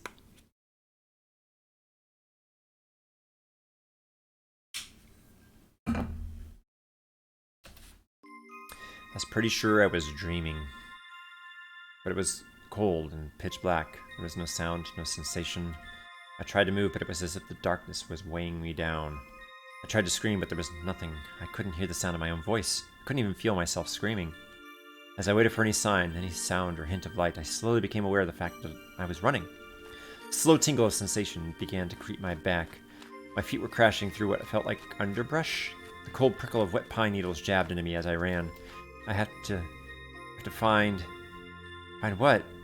I don't know. Inwardly, I screamed at myself to stop running. No, not yet. Not yet. It was my voice speaking, but it wasn't me. It sounded raspy and weird, and I didn't even know what I had meant by that. Finally, I came to a halt. My hand reached out to steady myself against something. I felt scratchy bark against my skin. The moment I touched it, reality came crashing back, or rather, it felt like I went crashing from nothingness back into reality. I expected to wake up in my bed in a cold sweat, but when I came to, I was standing up. I wasn't even in my room, much less in my bed. I was in the middle of the woods, surrounded by trees on all sides. Panic rose in my throat. Did I do it again? That strange sensation of crashing back into reality was both eerily familiar and terrifyingly nostalgic. I had felt it before. How long have I been gone this time? My heart was thudding uncomfortably as I looked around and listened for search parties. It's probably stupid to immediately assume I'd been missing for weeks already, but it's not like it would be unprecedented. There was only silence. I wasn't sure whether I should be relieved or not, but at the very least, I must not have been gone long, but now what? It was dark but cloudless. I was in a bit of a clearing, so the moon lit up my surroundings pretty well. I turned, trying to get my bearings. To my great relief, I saw the warm glow of lights through the trees, only a short distance away. Was it just sleepwalking or something? That never happened before, especially not to the point that I ended up outside. I took a deep breath and started making my way back toward the lights. It was freezing, and before I stopped to contemplate any major questions about the current situation, I needed to get back to my room. I would worry about the sudden sleepwalking problem after that. Something in the distance let out a long howl. A shiver crawled up my spine as I looked anxiously over my shoulder. You know what? I haven't saved in a while. I don't know how quick saving works, so let's save there. Coyote, maybe? It was a ways off, but still too close for comfort. I carefully picked my way through a little gully, wincing as I found a blackberry vine I hadn't been looking for. Ow. It managed to wrap itself around my legs in no time. Thorns jabbed at my fingers as I tried to pry it off in the dark. The sudden crackle of underbrush off to one side immediately put my heart in my throat again. What's that? I strained to see into the shadows. It might have just been a deer, but this area did apparently have black bears, not to mention things like cougars. Everything went silent again. I was thinking of making a break for the lights. They were maybe 40 yards away and up a little hill. I could make it. Suddenly a shadow moved. I tried to make out the shape, but it was deep in the woods, beyond the moonlight. To my relief, it looked like it was moving away from me. When it suddenly broke into a run, what? It was almost certain it glimpsed something like person-shaped. Someone else was out here too. Who? Were they watching me? Ooh, I feel like our first serious, choice here. Not that the motorcycle was a serious choice, but...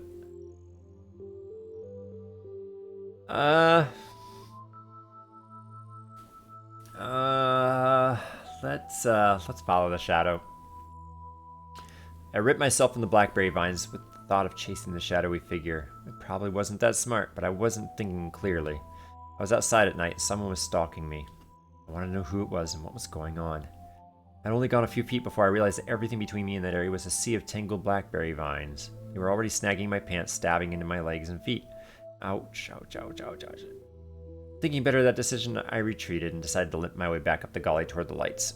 I kept an eye out in case that figure came back, but there were nowhere to be seen. At the top of the gully, I realized I'd been just below my house the entire time. The lights I'd seen were from Elliot's back porch. Thank goodness. The back gate had been left wide open. I must have come out through here. The looks of it, I was right. I hadn't been gone long. The lights were still off inside. Fortunately, I woke up before I got too far away. I let myself back into the yard, quietly creeping to the house and into the partially open back door. It was so weird knowing I had to have come this way, but I didn't remember any of it. It wasn't like it was unusual for me, but I just could not afford to start the stuff up again. As I was shutting the door, I heard the sound of soft movement behind me. I spun around, startled. Spencer was there at the bottom of the stairs. I could barely make his face in the dim light from over the stove. What are you doing? It's just... I stepped out for some air. I couldn't sleep. I wasn't about to tell him I'd gone for a little sleepwalk in the woods at night. I padded across the kitchen and tried to get up the stairs, but Spencer blocked my way. That's all you were doing? Yeah, that's it. Can you let me go to my room? I'm freezing. Wait a second. I've been doing the creepy stalker thing. And had to do some serious thinking about that. But what are you doing up? Heard you coming in. I thought it might be a burglar. Well, it's just me. And since I live here, could you please move? He didn't look like he wanted to, but he finally stepped aside and let me pass. It wasn't until I shut the door to my room that I realized Spencer had been fully dressed and wearing shoes. Why was he fully dressed if he got up when he heard me come in? Then again, maybe he'd thrown his clothes on when he thought he heard someone downstairs. No one wants to confront a potential thief in a t-shirt and boxers, I assumed. But I was way too tired to dwell on that. And before I could go back to sleep, I had to pick the thorns out of my feet, disinfect the numerous cuts and scrapes that had occupied me for longer than I would have liked. When I finally fell into bed, I didn't have any more answers about why I'd been outside, other than when I first woke up out there. And I wasn't really sure if there was anyone else I could tell about it, not without kicking up a fuss, and I really didn't want that. Before bed last night, before my night time escapades in the woods, Allie and I texted quite a bit about my less than exemplary first day at school. She had casually informed me that she would be driving me there and back for the foreseeable future, or at least until I got my own car. Fortunately, she lived in the same neighborhood, so it wouldn't really be an inconvenience for her to stop by. The only drawback was that she usually had to arrive early because she did extra credit work in the office. It's mostly just filing and such, but it meant she had to be there quite a bit before class started. Which meant I would have to loiter around the school with nothing to do for a little over half an hour. I wasn't going to complain though, it could have been worse. I had to admit that I was kind of annoyed Spencer basically won. He wouldn't have to drive me to school or put up with being anywhere near me anymore. But then Dad informed us that Spencer had lost car privileges for the next month.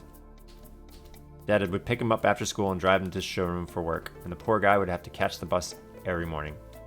If he had insult to injury, the car would sit unused the entire time since I'd be riding with Allie. I couldn't use the car? She's not even going to be using it. Too bad. You left her at school on purpose. I don't think you deserve to drive the car. I'm already going to be working for you for a month and doing all her chores. I get it. I'm sorry. I just had a bad day. It's not an excuse to leave your sister crying in the parking lot. You were already at it when I went downstairs. I tried to ignore the fight as I ate breakfast. It wasn't easy, especially with the look Spencer kept giving me. He could not expect me to feel sorry for him. There's absolutely no way I could feel sorry for him. I mean, he was my brother, and he was already being punished. I tried to ignore the part that he wanted to defend me. I can ignore him. I'm not keen on Spencer. I mean, the punishment was kind of harsh, but to be honest, I kind of loved it. Yeah, sue me. He deserved it this time. Maybe it would shake him up enough that he'd deal with his issues and start treating me like a fellow human being again. If he wanted to be mad at me forever, fine, but maybe now he wouldn't go out of his way to be mean to me. Or hey, he could maybe try to work things out like a normal person. Besides, I had a bad day too. A sizable portion of my bad day was because of him. I was just rinsing my breakfast dishes when I heard Allie honking. Moments later, I ran out the door trying to pull on my jacket. So I was thinking, dangerous pastime. I'm not playing. Anyway, I was just thinking that you should join my club. The one you were at yesterday? Man, it's so much nicer to ride with someone who isn't ignoring me. Yep, there are only a few girls in it, and the only one who really shows up frequently as well. She's kind of a bit catty. Oh god, don't tell me it's Kara. No. So you want me to join a club and deal with some other catty girl? I want you to keep me company. You'd fit in great. Give it a try, please? In any case, if you're waiting for me to finish up every day, you might as well just join it instead of sitting around. Oh yeah, that's a fair point. This is club anyway. Paranormal Mysteries Club? I stared at her. First things that came to mind when I thought of the paranormal were UFOs, phone physics, phone psychics, and those cheesy websites with articles about Atlantis and dinosaurs living in the Amazon. Really? It's actually really fun. I eyed her skeptically. I was sure it was fun if you were into that kind of thing, but I couldn't imagine her believing that stuff. What do you research, Bigfoot or something? Like do ghost hunts, look for aliens? Well, not exactly. You'll find out if you stop by. I promise you'll have fun. Oh, those two guys you live next door to, Elliot and Danny, they're both in it. Seriously? I didn't think either of them would be into that sort of thing. Tried to imagine Danny getting excited over blurry videos of someone in an ape suit. Didn't compute. You'd be surprised. Just think about it, okay? Might not hurt to give it a try, I guess. Allie let out her characteristic squeal of excitement. It'd be really annoying if it wasn't so completely adorable. When we reached the school, Allie went to the Albany office. I decided to stop by my locker before going to the library to read for a while. Definitely it's still pretty early. There were almost no one around, so I opened my locker door to grab my trig and chemistry books. I really hoped that things would go more smoothly than the day before. Yesterday's mornings had only been okay because the stories hadn't spread that far yet by now. Everyone had heard them. I heard a soft sign, turned around immediately expecting to see someone behind me waiting for me to get out of their way. There was no one there. I looked up and down the hall, but there was no one in sight. Okay, that was weird. Definitely heard something. Chewing my lip, I shut my locker door, still listening. Maybe it was a draft or some kind, but it really had sounded like a person. I shook my head and took a deep breath. Probably just my imagination. I was on the edge because of yesterday and last night, and that was all. I headed for the school library. I wonder what sort of things they really do in the Paranormal Mysteries Club. Allie had said it was fun. When I got to the librarian was nowhere to be found, so I hid in the corner and read until the first bell rang. After that, I basically spent the morning thinking about Allie's club. She said Danny and Ellie were in it, but I didn't sit close enough to either of them in literature to ask about it. The only interesting thing about trig was Corbin managed to fall into a knee-high wastebasket. Chemistry was boring. Everyone had quickly realized Spencer would not engage, which meant they directed all questions at me. So I told them I'd been kidnapped by Bigfoot and Elvis. I couldn't wait until that rumor got around the school, and I really hope Kara enjoyed it. As soon as I reached the cafeteria, Danny ambushed me and insisted I have lunch with his group. Since it was better than eating alone, I didn't argue. Elliot was already waving at us from the table across the room, which made it even more impossible to say no. Danny led me over there where he and a few others were sitting. So this is Nora. I shifted uncomfortably as all eyes were suddenly on me. Ah, the new girl everyone's talking about. Well, she isn't new anyway. Sitting here today, Nora?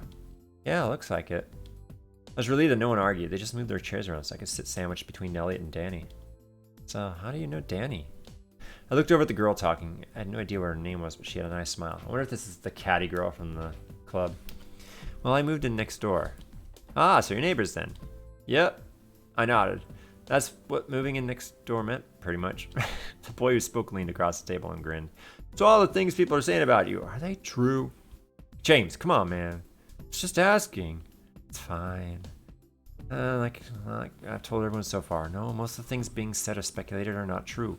I really did get lost in the woods. I really don't remember it. My brother really was attacked by what we think was probably a cougar or something while we weren't looking for me. Yes, he injured one of his eyes. No, they're not sure how. It's actually nowhere near as serious as people try to make it out to be. It's just sensationalized at the time. All that happened was I got lost and Spencer somehow hurt his eye. So you really didn't see a murder in the woods? Right on. I think that's about as likely as encountering Sasquatch. Maybe it was a serial killing Sasquatch. I liked her. Well, aliens are also a popular theory. Serial killing alien Sasquatch? No, that's just crazy talk. Everyone laughed, and I was just relieved the conversation didn't seem like it was going to be the usual interrogation. Ah, Elliot, man. I read about something yesterday that your club totally should investigate. Oh. Bat Squatch. Bat Squatch? You know, like giant bats? He gestured wildly as he started explaining his supposed creature to Elliot. I tuned him out and turned to Danny. So I don't see Allie anywhere. I didn't see her yesterday either. Do you know if she eats somewhere else? Allie? Yeah, I don't think she eats in the cafeteria. Oh, I see. That was disappointing. I guess it meant I couldn't even have lunch with her. I wonder where she did eat. Maybe with the teachers or something? Though I couldn't imagine that would be fun. But even if she wasn't around, Danny's friends weren't too bad. They were rowdy, but really nice. I didn't usually like crowds much, but after yesterday, it was a nice change of pace to be surrounded by friendly people. Speaking of the club, Allie mentioned she'd invited you to join it. Yeah. Well, haven't you made up your mind about it yet? Well, I glanced back at James dubiously as he tried to convince Elliot that Bat Squatch was a viable topic of study for the club. Do you really study things like that? Danny just laughed. No, not really. We do look into the paranormal, but I suppose it's a little more mainstream than Bat Squatch. Mainstream, huh? I wonder if that was more along the lines of ghosts and ESP instead of UFOs and unlikely mammals. There are a lot of stories that have so much more solid foundation beneath them than Bat Squatch. You don't even think that maybe some folklore has a seed of truth to it? I guess it depends on the folklore. I mean, if you take something like the vampires of Europe, a lot of the people that think that certain historical figures might have inspired some of those tales with their less than savory behavior. But if you're suggesting that the seed of truth is supernatural in origin, I'm not sure about that. But it does make for potentially interesting study topic, right? I suppose it might. If Allie invited you, then you should consider taking her up on it. It might be nice to have a new member. No, seriously, we'd love to have a new member. Hey, that's not fair. I tried to join too, and your president kept avoiding me until I finally ended up joining something else, and now my schedule's too full. I thought you didn't join because the club room creeped you out. That's not it. I mean, it is kind of creepy though. I didn't even think the Mysteries Club accepted new members. Everyone I know thought about joining ended up not doing it. We take new members sometimes. I think people often just decide that they don't have time for it. Huh. Now that made me kind of curious. Danny's description actually did sound kind of interesting. At the very least, it was different than I had first imagined. I mulled it over for the rest of lunch, which was not just kind of club it really was. By the time school let out, I was actually in a pretty good mood. As a bonus, today I'd only had a few mildly annoying moments as opposed to the whole thing basically sucking. I was relieved by that for sure. Allie showed up at my class to get me, waited by the door while I shoved all my stuff in my book bag. We made a quick pit stop by my locker before she insisted on taking me up for the 4th floor to see the club. So did you make up your mind yet? I mean, about trying out the club? You will, right? Well, I mean, you're kind of hurting me that way regardless. Yep. It's not like you have anything else to do. That's true. I'll just take a peek, okay? Alright, I'm sure you'll like it. At the bottom of the stairs, I paused and looked up. I'd been to the second floor and third floors, but never the fourth. The fourth floor. I'd heard it just had a bunch of empty classes. Even when I was here in middle school, everyone had said it was haunted. We started up together. Maybe that's why they have it up there, because it's haunted. Are all the high school clubs up on the fourth floor? No, there's only about 5 others besides us. A lot of people prefer to use classrooms in the lower floors. Apparently it's creepy up here. I have heard that. I stopped at the top of the stairs. Ooh, it's already dark and creepy. Shivering slightly as I looked down the long hallway. It looked just like the one downstairs, but I had to admit the atmosphere was different. Maybe it was because most of the lights were off, or maybe the air was just stuffy because no one really used the space much. It really did feel different though. Come on. Allie took my arm and pulled me down the hall toward one of the open classrooms. I stopped outside and peered in. No one else was there. The club room itself looked pretty boring actually. I was surprised, especially after hearing how creepy people found it. Instead it just looked like a really normal empty classroom. It wasn't creepy at all. Do a quick save. Looks kind of mundane, right? Out of nowhere, Allie practically shoved me through the door, and something happened. What? So what do you think? Just what? It looks what? Looks a lot bigger when you're inside it, doesn't it? I stared at her slack-jawed. She had the most infuriatingly smug look on her face. Bigger? Yeah, it looks bigger. Completely different. Where'd all this stuff come from? Where did... I looked at the hallway. It looked as normal as ever. The classroom was now brimming with furniture and decorations that definitely not had been there when I first looked in. I rubbed in my eyes though. I'm not sure what I expected that to do. Was I dreaming? No, I mean, obviously I wasn't. But how? I shook my head and walked back out into the hall. It's totally normal from out here, and Allie? I couldn't see her anymore. I couldn't see her anymore either. I burst back into the classroom, and there she was again, along with all the decor and furniture. I don't understand. What's going on? My head was spinning as I tried to work this out. Mirrors or something? It had to be mirrors or something, right? I knew you were one of us. She grabbed my hands and squeezed them, grinning at me happily. Whoa, back up. One of us what? So is this something only certain people can see? Paranormal, or cryptic. Some refer to us as supernaturals as well. Who said that? Mark! You sound uncertain. Ah, my partner in literature crime. Wait, he had been there the whole time? He was standing in the corner by a large bookshelf, a book in his hand, as he glared at me with the usual disdain. Oh no, I know it's you. I just have no clue what's going on here. He shot Allie a strange look and huffed an annoyed sigh as he snapped the book shut. She's probably still awakening, but I mean, she's obviously one of us. She's here, right? If she wasn't one of us, she wouldn't be able to see the club room. I studied Allie worriedly. Allie, you're kind of starting to creep me out. Why do you keep saying one of us? Like I've just been inducted into some sort of creepy cult. Also paranormal? Cryptic? Okay, calm down. Take some deep breaths before your blood pressure gets dangerously high. I know this is confusing, but I can explain. Very amusing. I don't want to take deep breaths. I want to know what's going on. Okay, well, you're a logical person. Just put 2 and 2 together. Clearly this isn't a normal classroom, right? Well, yeah?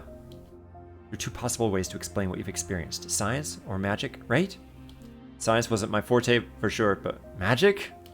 I think I need to sit down. Allie helped me to the nearest sofa, and Mark produced a glass of water from somewhere. For all I knew, he pulled it out of a hat. My head was spinning like crazy. Speaking of water, hydration time.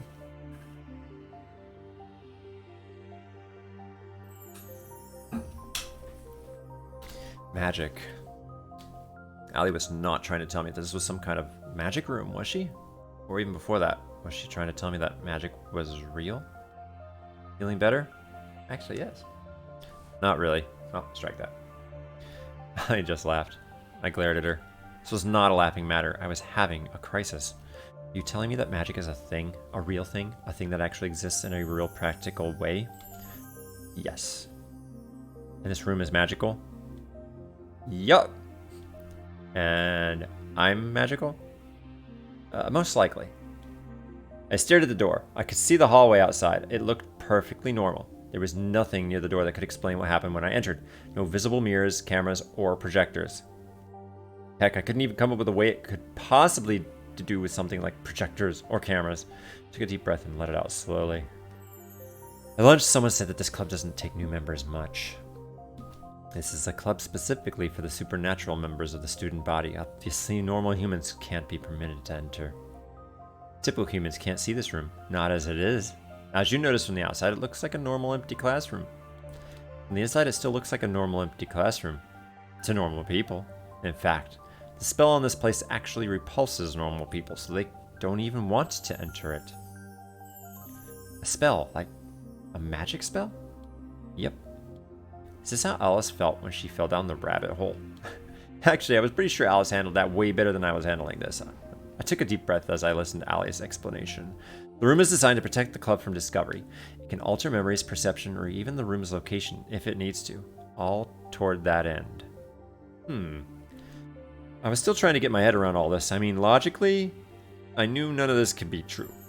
But here was Ali, someone I trusted and knew was down to earth, and she was telling me this was real. Maybe it was a prank, but I really didn't think Mark was the sort to play pranks. Based on our meeting the previous day, I was almost certain he didn't have a sense of humor, and Ali wouldn't do something like this to me. Not today. I looked up at her and she patted my hand gently. So I can see this room because I'm not normal. That's correct. What about you? Well, I'm a witch. The magic-using kind. I tilted my head slightly. Oh, okay. I hadn't expected that answer. Not sure what I did expect, though. Okay, let's assume for a moment that instead of thinking you're just insane, I believe you. How did you know I was, what did you say, a cryptid? I mean, you'd invited me to this club this morning, so you already knew, right? Cryptic is the word you're looking for. We're not animals. Cryptids are creatures that can't be proven with science, but cryptic is just a name some people adopted for us. It's shorter to say than paranormal or supernatural, so a lot of us go with it. Hey, unless there's a test on it, I'm not interested in vocabulary at the moment. Is she always this sarcastic? Usually, it's worse when she's upset. It's sort of like a litmus. You can use to tell how close she is to having a complete freak out. Ah, I see. I'm right here. And what I'm interested in is how you knew I was a cryptic. Or at least why you thought I was. Blood pressure? Alec. Okay, calm down. The reason I knew was because of Corvin. Corvin? What does he have to do with it? Remember that book he dropped? Yeah, that weird, creepy one? It wasn't just a book. It was a grimoire. No one else could tell that it fell, right? Corvin was standing at the door as if he'd just come inside. Man, if this was a prank, they were really going all out. But at this point, I had a feeling that hoping it was just a prank was pointless. Mark's lack of funny bone aside, Allie didn't look like she was joking. And it's not creepy, by the way. Don't call someone's grimoire creepy. Hey, Cor. So we were right about your friend? Yeah, well, you can see for yourself. Welcome to the Paranormal Mysteries Club, Nora. Nora, right? As usual, he was pretty bubbly, but he waved at me from across the room. Did you say it was a grimoire, like a magic book? That's right, and normal people can't see it. So when you kindly wanted to pick it up for me, I knew you couldn't be a normal human. I knew it. Thank you, by the way. That was nice of you. If I'm not normal, then what am I? A witch or something? And does that mean Spencer's magic too? Because I really don't think letting him have a magic is a good thing. Good play. Who's Spencer? My brother. My very paranoid, emotionally delicate brother. While I was speaking, Corvin wandered over and sat on the table next to the sofa, and immediately overturned the glass of water Mark had given me. He jumped back as a cascade of water ran down his pants and down the arm of the couch onto my lap. Ah, sorry. Typical klutz. I was still too shocked by the whole magic thing to even react. Sorry. I'm sorry. Sorry. He looked around, presumably for something to wipe the water with. I just sat there staring at my soaked jeans. Dumb. Ellie, perhaps you could... Don't worry. I've got it. She can cast a spell to dry me out. Annoying as it was, this should prove it to you, Nora. She flicked her hands toward me in a strange circular motion and chanted something under her breath. What? I felt an undeniable wave of warm air and looked down to find my clothes were completely dry, as was the sofa. I patted my hands over my legs in wonder. There was no sign that they'd be soaked through only moments before. Whoa. That even dried my underwear. Creepy. Really, Allie? Come on. His pants were still soaked all down the front. Maybe if you learned to actually read the mood for the change. It wasn't on purpose. Help a guy out. Air magic really isn't my forte. Corvin made his best attempt at sad puppy eyes. Allie sighed and rolled her eyes before repeating the hand gesture and chanting she'd previously aimed at me. This time I saw something. It was kind of hard to describe. The air around Corvin seemed to ripple, and the water was suddenly gone. This is real, isn't it? Allie turned back to me. I knew I was gawking up at her, but I couldn't help it. I mean, none of this was possible, except I was watching it happen. No mirrors, no tricks. This was the real thing. My God. You're telling me that I can learn to do that kind of thing? Now that we don't know. There are a lot of different types of cryptics, not all of which have inherent magic, and we don't really know what type you are. There are many that are non-human. Wait, if I'm some kind of not human thing, what about my family? You're saying my parents have basically been lying to me all this time? Not necessarily. Some can be cryptic without their family knowing. For instance, if they were infected by something that changed them. Like in the woods. Like zombies? No, like vampirism or lycanthropy. I'm not a vampire. Wait, a vampire? No, you're most certainly not a vampire. Hey, why are you saying that in such a snooty way, mister? But infection isn't the only way for humans to acquire supernatural abilities. Aside from being born with innate magic, there are lots of reasons humans develop powers. Being descended from paranormal creatures is one reason, like having Fey or Elvish blood somewhere in your lineage.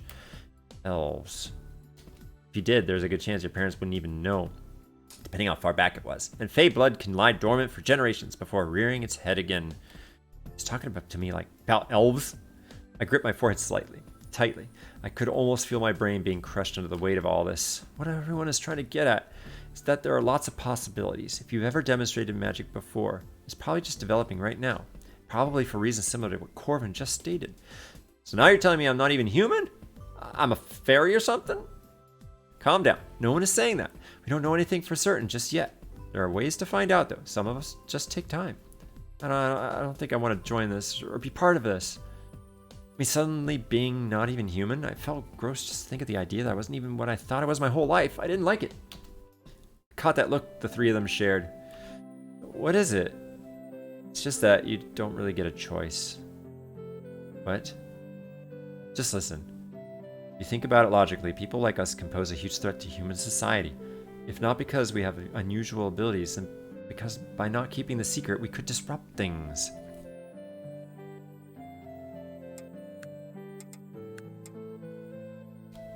There are other reasons as well, but those are the primary ones. As you can imagine, there are organizations in place to govern people like us, since normal law enforcement can't really do it.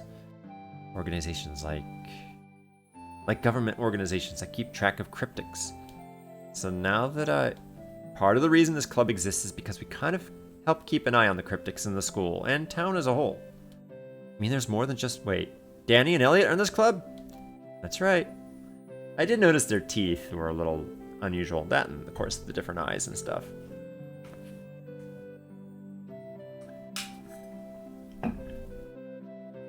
So they're also cryptics.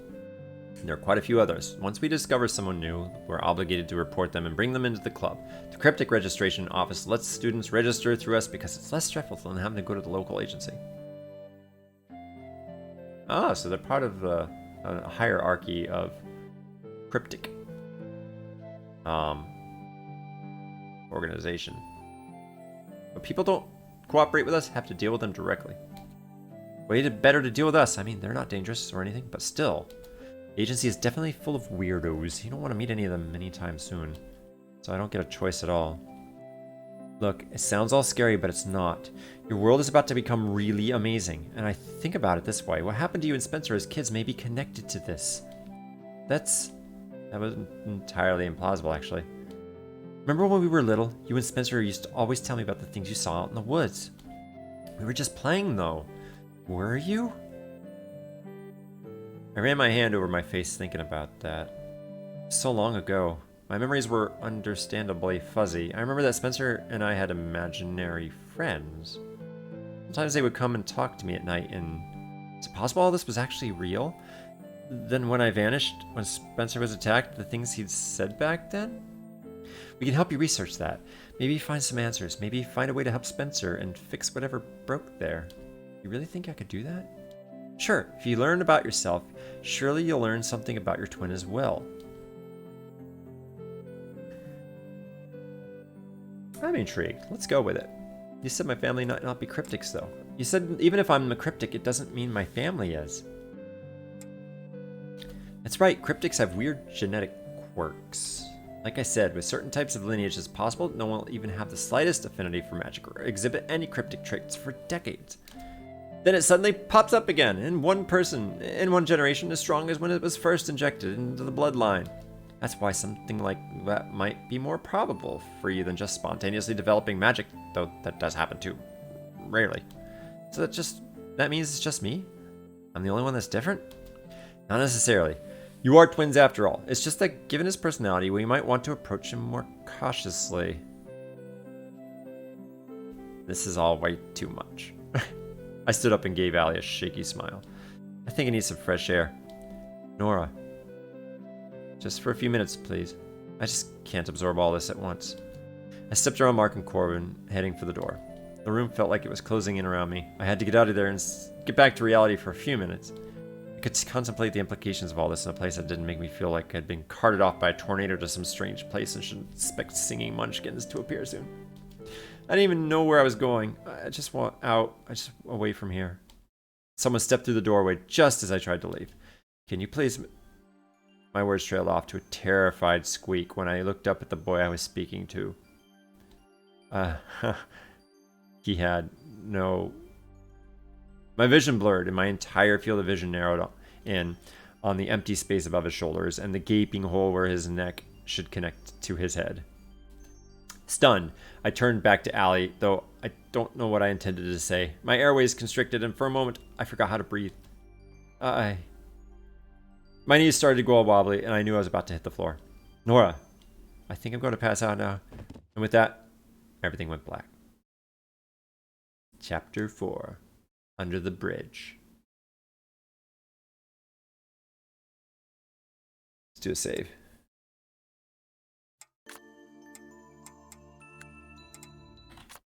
I was probably out for no more than a few minutes. When I started to come to, I realized I must be lying on the sofa. I could hear the others arguing. You could have at least tried to catch her. My hands were full, as you might have noticed. Brenna, it's not funny. His hands were full. Mark, couldn't you have reached her before she hit the floor? Ah, they're talking about me. I didn't see a need. I highly doubt a fall from that height would seriously harm her in the first place. So practical. Are you calling her short? or that too. I hadn't even noticed that. That's true. I have to warn you, she's always hated that. That jerk. I'm not short, just a little vertically impaired. I groaned and tried to open my eyes so I could tell him off. Nora, are you okay? First face I saw was Corbin's, looming over me, looking concerned. He is quite the concerned person. Easy. Don't want to move around too fast just yet. I thought I saw it. You did see it. I bolted upright. It was me. Sorry, I didn't know Newbie was in the club, or I would have stayed that way. I would have stayed away.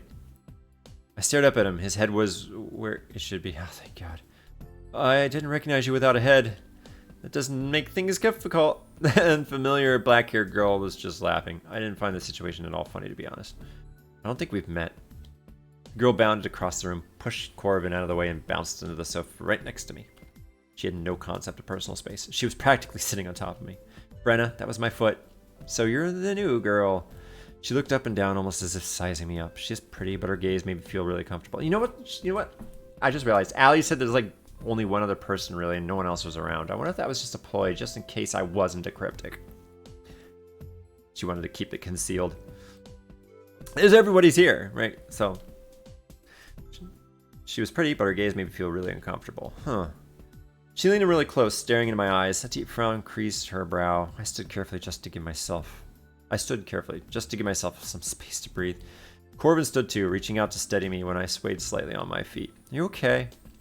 Just trying to work out what point I fell down the rabbit hole so I can maybe climb back out. Corbin patted my shoulder gently. Maybe Allie should take you home now. I don't think we really made this very easy on you today. It's been a while since we had a new member in your exact position. Yeah, the trick with the headless boy blocking the doorway isn't one I recommend for new members. Funny. Come on, Nora. Core's right. Probably best to get you out of here for a while. I didn't argue. I definitely had enough of the Paranormal Mysteries Club for one day. Allie led me out of the room and I just followed obediently, still in a daze. The moment I stepped into the hall, the voices of the others completely faded away. I looked back once, but all I saw was an empty classroom. How does that... I mean, if someone sees us walk out of there or something... Like I said earlier, the spell's designed to do what it takes to protect the secret. It can alter perception or even memories to ensure that no one notices anything. I see. I know it's a lot. I'm sorry. If I could have warned you, I would have. Please don't be mad at me. The more I thought about it, the more I realized she probably couldn't have done things differently. It's not like I have believed her if she told me the truth during the drive to school. As much as I wanted to, I couldn't really fault her there. It's not your fault, okay? I just feel a little bit overwhelmed. That's understandable. Sorry I freaked out. Sorry we scared you. She put her arm around my shoulders as we headed down the stairs. Didn't say much for the rest of the walk to the car.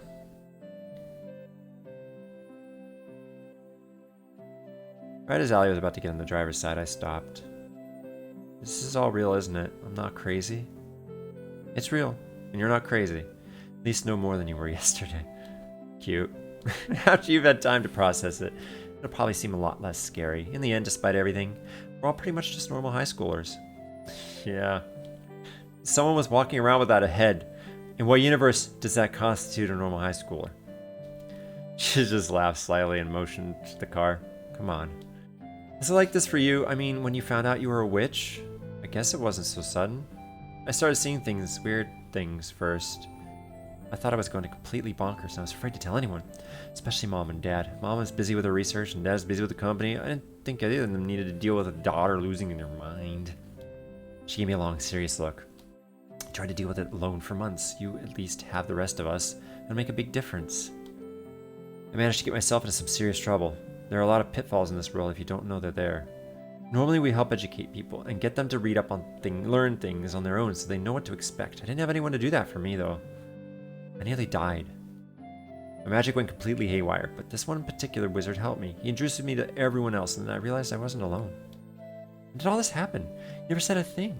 Well, I mean, of course he didn't. You texted me with, hey, I'm a witch. It was probably the last thing on your mind, but I wish I'd been there for her. As freaking out as it was, I couldn't imagine dealing with all this completely alone. No support. Even if I couldn't have known that she was dealing with, I felt like a really crappy best friend. It was almost 3 years ago. No need to worry about it now. Of course, now that you do know, you better be prepared for all the rants about magic and every witchy things like brooms. People actually ride them. I cannot for the life of me figure out how they manage it. Having a stick jammed between your legs is the most uncomfortable thing ever. Couldn't deny that it sounded uncomfortable when she put it that way, and rather suspicious to be honest.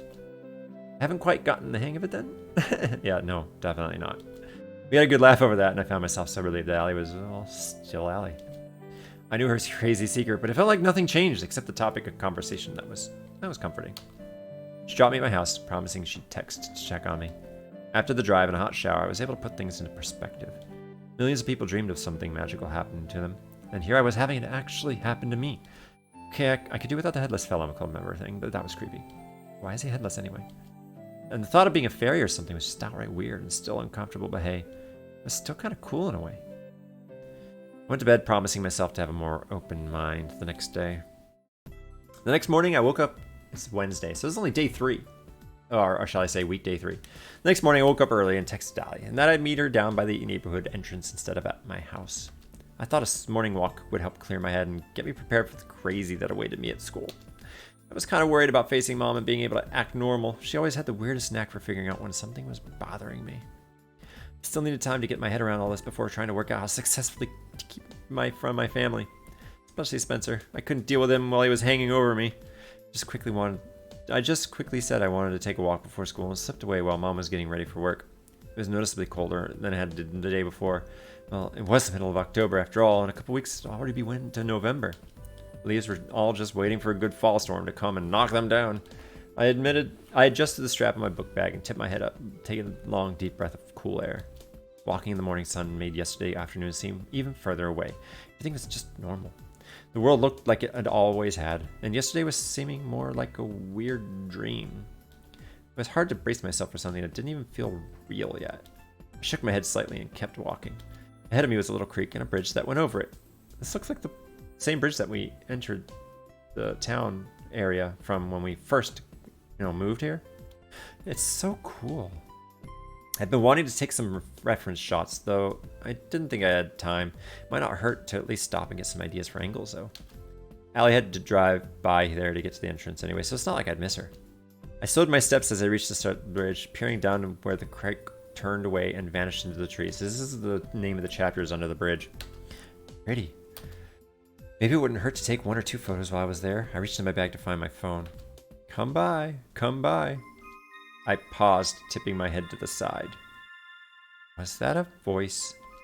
I stood still and listened. Sure enough, there was a faint voice muttering in a raspy sing-song. It sounded like it was coming from under the bridge. Currants and gooseberries, bright fire like barberries, figs to fill your mouth, citrons from the south, sweet to tongue and sound to eye. Come by, come by. Someone really is under there. Creepy voice, which continued to sing, conjured images from every old fairy tale I'd ever read. Still, I wondered if it's a homeless person. If I had listened carefully, I could hear them puttering around down there as if they hummed. It's awfully cold for someone to be staying under the bridge. I bet the neighborhood association would have a heart attack too. Probably shouldn't look. I didn't really want to look, but I mean, whoever it was couldn't just stay there under there.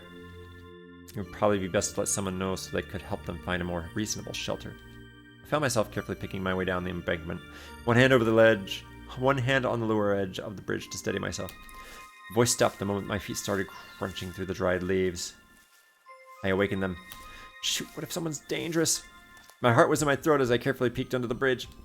I expected just a craggy old man in dirty clothes, and instead, I came face to face with impossibly large moss green eyes and mouth as wide as my head, giving me a toothy smile. I froze. The eyes blinked. I blinked. Whatever it was reached toward me with a gnarled hand. I let out a shriek and staggered backwards. You're back. Come back. You came back. Creaky joints unfolded, and huge feet shuffled toward me. The thing was massive, much bigger than I'd realized at first. I tried to scramble away. Come with me. I'll help. I know how to help. I threw my book bag at the creature's face and tried to run up the slippery embankment. A clammy hand clamped around my wrist, pulling me back toward the creek. I screamed again, desperately trying to pry the fingers off. Let go! Let go! Its grip tightened and it chuckled with its rusty voice. Come away. Come. I looked back, terrified, as it dragged me down the creek bank. Suddenly there was a heavy weight against my back, and 2 soft hands covered my eyes. Don't look. You mustn't look at goblin men. That's what the old poems say, isn't it? The whispered voice was familiar. Is it, Mark? That girl from the club yesterday? What was her name, Brenna? Help! Come on now, let her go. That was a soft, menacing hiss next to my ear, and suddenly, my wrist was free. I tore myself away from Brenna and, nearly in tears, scrambled back to the bridge. Clawed my way up the side of the embankment and bolted for the entrance, my heart still in my throat. What are they doing here? As my feet pounded against the pavement, I heard a hoarse, raspy voice rustling after me, but this time I couldn't make out the words. By the time I reached the entrance, I was completely out of breath. I kept looking over my shoulder, expecting to see that thing clambering up the road for me, but neither it nor Brenna was anywhere in sight. What's that? A few moments later, I saw Ollie's car crest the hill and come quickly toward me. I sagged with relief, barely waiting for her to stop completely before climbing in. Do I have my book bag? What's wrong? I swear I could never hide anything from her. There was something under the bridge. Allie glanced in the rearview mirror. Something? I shook my head, still trying to catch my breath. Just go, please. My voice was completely hoarse. I wondered if anyone heard me screaming. And what had Brenna been doing there? I suppose I shouldn't question that. She definitely saved me. Allie and I drove in silence, but she kept giving me sidelong looks. I kept checking behind us just in case. Allie was nice enough to wait until I calmed down before asking about it, and that was just about when we reached the school. Okay, now tell me. I don't know, I was going over the bridge and I heard a voice. I shouldn't have looked. I definitely should not have looked. What was it? Not sure. It looked vaguely person-shaped, but it had huge teeth and eyes. It tried to grab me. I pulled up the sleeve of my jacket and showed her the distinctly hand-shaped mark on my forearm. Oh, are you okay? I nodded. Come on, let's go up to the club room. I don't want to sit out here in the cold. I just nodded again and followed her as she started into the school. How'd you manage to get away from it? She was speaking quietly, but there was no one around to hear us anyway. Brenna actually showed up and helped. Brenna did? Huh. Why? Huh. She just doesn't usually get involved in things unless she has to. I guess that does kind of narrow down what it might have been, though. How so? Well, normally something like that could have just been just about anything. There are tons of nature spirits, elementals, ghosts that lurk about, but Brenna typically doesn't take an interest in things unless it involves the Fae. Why's that? Well, she is one. A fairy, that is. I was just glad she was there. It was trying to drag me into the woods. Huh, well, for the time being, I think it would be best if you don't go checking out any more voices until you've learned a little more about this world, especially this time of year. Oh, Halloween's coming up. This time of year, there's always a peak activity in the paranormal community before Halloween and Samhain. It's best to be a little cautious this time next year. No more checking out weird voices, and until you've learned a little more about what to expect and what to avoid, no more walks by yourself. I definitely agree with that. I looked at my forearm again. It was going to be all motley and purple. I was definitely not going to bruise. Come on, let's get up. You can stay in the club room until you calm down and feel better, okay? What about class? Well, we're given a little more lenience when it comes to being late. I mean, a lot of the teachers are cryptics, you know. We can get you a late pass. Really? What? The principal too? Has that always been the case? Well, you didn't think there would be a club of paranormal and magic people in his school without the staff knowing, did you? Truth is, there are a lot of places that are sort of hubs for the supernatural community. This town is like that. There are a lot of us here. This school is definitely a bit of a haven for people like us. Walking into the club room wasn't quite as weird as yesterday. At the very least, this time the weird shift from reality to not reality was less jarring. I went straight to the sofa and flopped down face first into the throw pillow. Is it always like this? Well, yes and no. I mean, it's always pretty wild, but you quickly learn how to handle it all. When to stick your nose in and when to stay out of things. Here.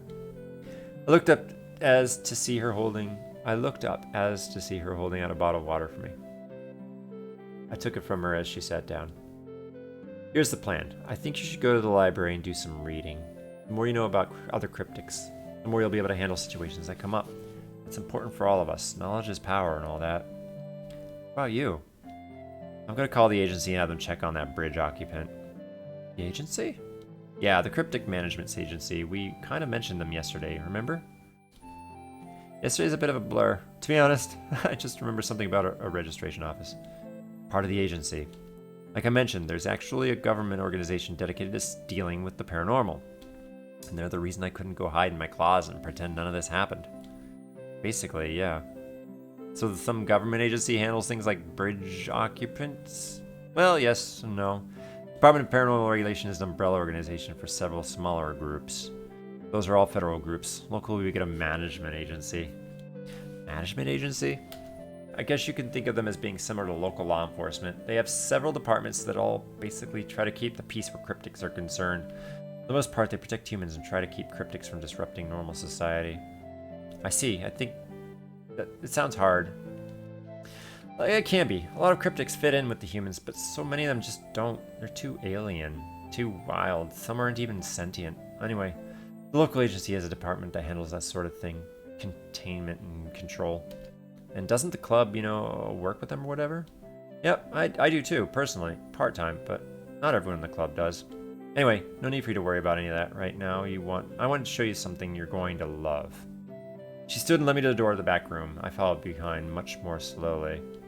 This is something that's going to freak me out. Yes, but in a good way, I promise. I watched her dubiously as she rapped 3 times and pushed the door open. I peeked over her shoulder, wondering what exactly she thought I was going to love so much in what I had assumed was a closet. What? Surprise? What? Yeah, I was surprised. There was a massive library of awesome hiding behind that door. Of course I am. What is how? This has to be some sort of space bending, alternate dimension, craziness or something. Something like that. She took my arm and pulled me into the library. My morning had just gotten about 1,000 times more awesome. Basically, Nora, just about anything is possible with magic. We can get to multiple places from the door in our club room, but from inside the library, that door will only lead back to the club.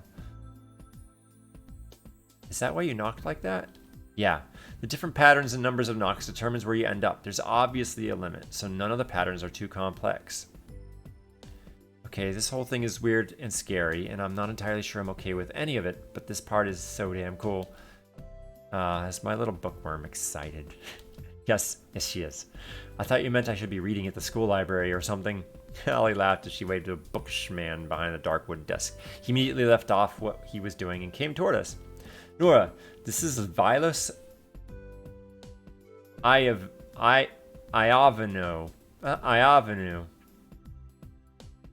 Vilos Iovanou.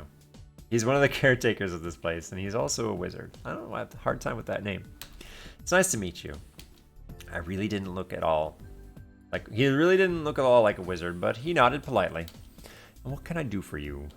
Vilos, this is Nora. I told you about her. Ah, yes, the new member in the club. I recall. He had a fairly prominent accent of some kind. It sounded like he might be from Eastern Europe somewhere. Then again, for all I knew, this entire library was in Eastern Europe somewhere. There was a kind of an incident this morning. He raised an eyebrow as he looked at us over the top of his glasses. I was just about to go contact the agency. In the meantime, I thought Nora could just stay here for a while, maybe read up on various cryptics. Since she's still kind of new to all this, I was thinking she could start with something basic and go from there, or just something to start getting herself educated, especially considering how close we are to Samhain. Yes, this is a dangerous time to just be coming into this world. Dangerous? What exactly is so dangerous? She'd said something about an increase in paranormal activity. I'll try to explain it later. In the meantime, I'm sure we can locate some useful information for you, if you'll follow me. Well, that wasn't all foreboding and concerning. I wandered after him, still looking around at all the books. What about when class starts? Told you not to worry about that today. Just stay in here and read for a while. Vilo stepped behind his desk, shuffling around for something in a stack of papers. What sort of cryptic are you? I don't know. Sorry, we're still kind of fuzzy on that one. I see. What particular species would you like to research? If you're a beginner, I would recommend one of the more common species as a starting point. Many of them have subclasses you can delve into for further reading if you like. He slid a sheet of paper across the desktop toward me. Perhaps something on this list. Ooh.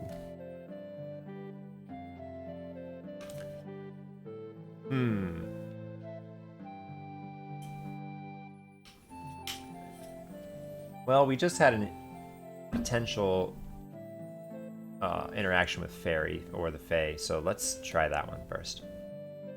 Every option was basically completely weird, but I finally settled on fairies. They kept coming up on all the conversations, so I probably educate myself on them. Yep. And it seemed less disturbing than some, like, vampire or werewolves or something that might eat me. I wasn't sure I could handle reading about things that intense just yet, but then again, what did I know about any of this? Maybe werewolves were vegetarians and vampires were just misunderstood. For that matter, maybe fairies were actually soul-sucking cannibals or something. Or creepy bridge dwellers. I didn't think any of this was going to be easy to read about. At any rate, Vilas didn't seem surprised by my choice. He just nodded and let out a shrill whistle. I half expected some kind of library troll to trot out from the stacks with a book, but no, it was even better. The book zipped out of the shelves right into Vilas' waiting hands. He promptly turned it over to me. Thank you. Convenient. We left him at the desk, and Allie walked with me to a nearby table, stealing glances at me every few seconds. You okay? Well, no. Yes? I have no idea. Okay. I need to contact the containment team about your little bridge friend, but I don't think I want you to leave you here alone, so I'm going to send someone to stay here while I'm gone. Vilos is here. Yeah, that's basically like being alone. He barely talks, trust me. Oh, okay. Geez, sit down. You look like you're about to pass out. She pulled a chair out and forced me into it. I sat and just stared blankly at the book in my hands. Thanks. Hang on, someone will be right in, okay? Allie left me there and returned to the club room. I rubbed my face tiredly. There's so much to take in at this point. I felt a bit like my head was going to explode. Sleepwalking, suddenly being magical, creepy bridge trolls, and interdimensional libraries. What happened to my normal life? I set the book on the table and flipped it open, leaning forward to scan the text. I tried, with little success, to focus on the words. Fairies have been known since ancient times. They have deep connections to many other supernatural races, including vampires and ghosts, elemental spirits, and many more. Though often given diminutive names like we folk, most Fae are anything but. They are among the most diverse of any paranormal race, with virtually limitless subclasses, an infinite array of sizes, shapes, and types, many of which are extremely dangerous for mortals to come into contact with. Oh, that doesn't surprise me. Is anything in this paranormal world not dangerous? Fairies have morals and values that are quite foreign to human beings. Things that most humans would consider reprehensible are met with indifference in the fairy community. Conversely, things that humans would shrug off as trivial are considered extremely offensive by the Fae. Even so, fairies and humans have a long history together, and fairies have often exhibited an almost obsessive curiosity about human society, even going as far to kidnap human children and whisk them away to their realm. There are still many theories as to why. I felt a sharp pain in my temple and hissed as I instinctively put my hand into my head to try to rub it away. You alright? I started as a familiar voice interrupted my thoughts. Ewan, what are you... Wait, did Adley send you? She said you were here by yourself and needed company. Oh. Well, glad you ever head on today. Let's just be kind. Thanks for keeping me company, I guess. You don't have to sound that excited about it. I made a face as he sat across from me. I didn't mean it like that. I'm having a weird morning, okay? So I've heard. At the very least, I should probably just be grateful he was wearing his head, since apparently there were times he didn't do that. Saying of which, it's okay if I ask you something? Yeah, go ahead, I guess. The head. Why does it fall off anyway? I wondered if it was a kid asked that. Maybe it was private. I wasn't sure I'd want to talk about it if my head sometimes fell off. Ewan didn't seem too bothered by it, I guess. Well, I mean, Tim is probably an everyday thing. Ever heard of Doulahan? I've read about them. Headless riders. Is that what you are? Shh. Sorry. I stared at Ewan as he sat across from me, completely nonchalant. He was a headless horseman, basically. Or maybe they didn't ride horses anymore, but motorcycles? My father was one. So am I. I see. I didn't realize they could have children. I guess I really did have a lot to learn about this world. How many paranormals and cryptics are there at school? Ewan stared at me seriously for a long time before he crossed his arms and shifted his gaze to the side. There are quite a few beyond the ones you met yesterday. Danny, Tessina, Elliot, Damiani, William Lee. I don't know if you know any of them. Danny and Elliot live next door to me. Allie mentioned they were in a club. William is in my literature class. So they're like, what? Is it okay to ask that? Is that private? I have no idea, etiquette and things. Wait, did I miss something? Sorry. You should really ask them if you... Wait, did I miss something? So they're like, what? Is it okay to ask them that? Is that private? I have no idea about, etiquette and things. You should ask them if you really want to know. Not everyone is thrilled to be part of this world, so not everyone is comfortable talking about it. Anyway, besides the one you know of, there are a few others who don't bother to show up to the club. I do a quick save. That's just so crazy. Have there always been this many? I wouldn't know. I've only lived here for about a year. Oh, I just moved back here. Less than a week ago. He raised an eyebrow.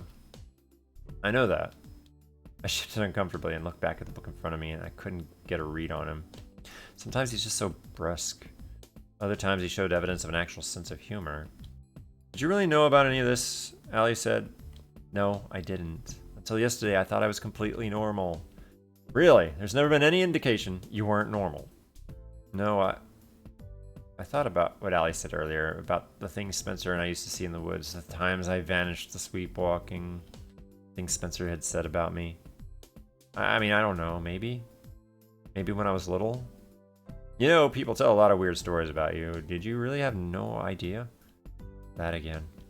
Look, it's easy to find a way to dismiss weird things if you don't happen to believe in the supernatural. If a little kid says they see something strange, people assume it's an imaginary friend or not a spirit. A kid gets lost in the woods and then shows up again unharmed as saying they don't remember what happened. People assume they got lucky. Not that they're just a weird forest elf that knows the ways of the woods. So yeah, weird things have happened to me. Was it all pointing to me being a cryptic? Maybe. How can I know if I just got lost and hit my head somewhere, or if I wandered off to frolic with the vampires? I don't have clear memories of any of these so-called weird things. Oh, relax. I'm sorry if I upset you. I was just a little curious. I sighed and rubbed my forehead. That had probably been a little too much on my part. No, I'm sorry if I snapped at you. I'm just feeling a bit overwhelmed. I think I have fewer answers than anyone else right now. You'll figure it out eventually. We all do. What about you? I mean, did you always know? He smiled bitterly and leaned forward, resting both elbows on the table as he looked down at the book in front of me. I always knew my father was Fae. He didn't see a reason to keep it from me. I see. So Dullahans were a type of Fae. I guess that's what the book meant by subclasses. Hybrid children like me tend to be either more or less fully human or more or less fully Fae. You don't really get something in between from interbreeding. If they're born on the side, meaning in the human world versus the Fairy world, the tendency is toward the children being human.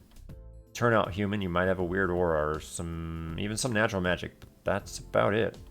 If you turn out Fae, then well, you're Fae, with all that entails. I thought for a long time I thought he was human. I had minor talent with magic, but not overtly Fate traits. My parents cautioned me that Fate traits could emerge suddenly. I didn't really take it seriously. The way he was talking gave me the feeling that this story wasn't going somewhere pleasant. Well, anyway, hey, we're right. I'm sorry, you don't have to tell me this if you don't want to. I shouldn't have asked. I could only imagine the issues that ensued when your head started falling off uncontrollably. It was so absurd, the whole thing. But I knew firsthand that when the absurd was happening to you, it could also be scary, and probably painful too, if the look on his face was anything to go by. He went inside and dragged a hand through his hair. It's fine. Anyway, that incident is why my family moved here. That's all there is to it, really. Hopefully things go better for you. Hope so too. Still, it was weird. He didn't look like a fairy, at least not what I imagined a fairy looked like. Though if I really studied him, his ears did seem a bit pointy. I wonder why I hadn't noticed that before.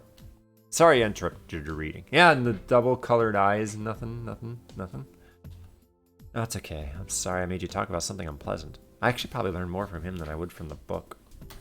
He smiled slightly. I already said it's fine. Anyway, whatever happened with that brother the other day? He said he ditched you here? Yeah, he totally grounded. What's his deal, anyway?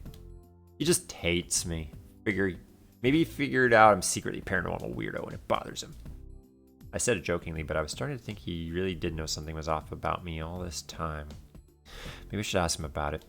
Don't. I jumped, startled by him suddenly raising his voice. Shh.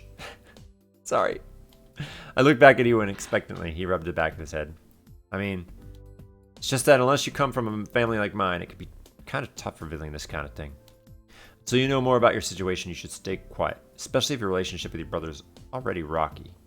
And if your parents know anything about this, they'll just think you're crazy if you can't prove your story. That's probably true. Given some of the weird things I've done in the past, it probably wasn't wise to give them anything to worry about. Ewan finished something out of his pocket. It took me a moment to realize it was his phone. Look, I'm the worst person for giving advice. Don't expect me to be much of a shoulder to cry on, but I'll at least give you my number. You never know what kind of crazy things might happen if you use some sort of ability to try to awaken. If you need anything, you can call me.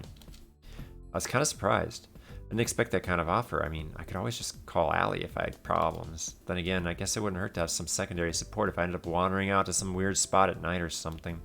It wasn't a bad idea to have a guy give me his number. It's not like Ewan was bad looking. He had nice eyes. Okay, I'll give you mine too. We quickly exchanged numbers. You should try to get the numbers of some of the other club members as well. We usually try to keep in touch if anything major happens. So that's why he was giving me his number. Darn. Well, it's not like I was hoping he was giving me a special treatment. Maybe. Ewan stood and stretched. It looked like he was leaving me here. I smiled up at him. Thanks for staying with me. I feel a bit better now. After yesterday, I suppose I owe you one. Definitely. Next time, I expect you at least make some effort to catch me, or at least break my fall. He smirked slightly. The next time, don't faint. Well, at least next time I'll be prepared. I mean, it wasn't that scary, just unexpected. Allie's probably back by now. Want me to send her in? No, I think I'll just go with you.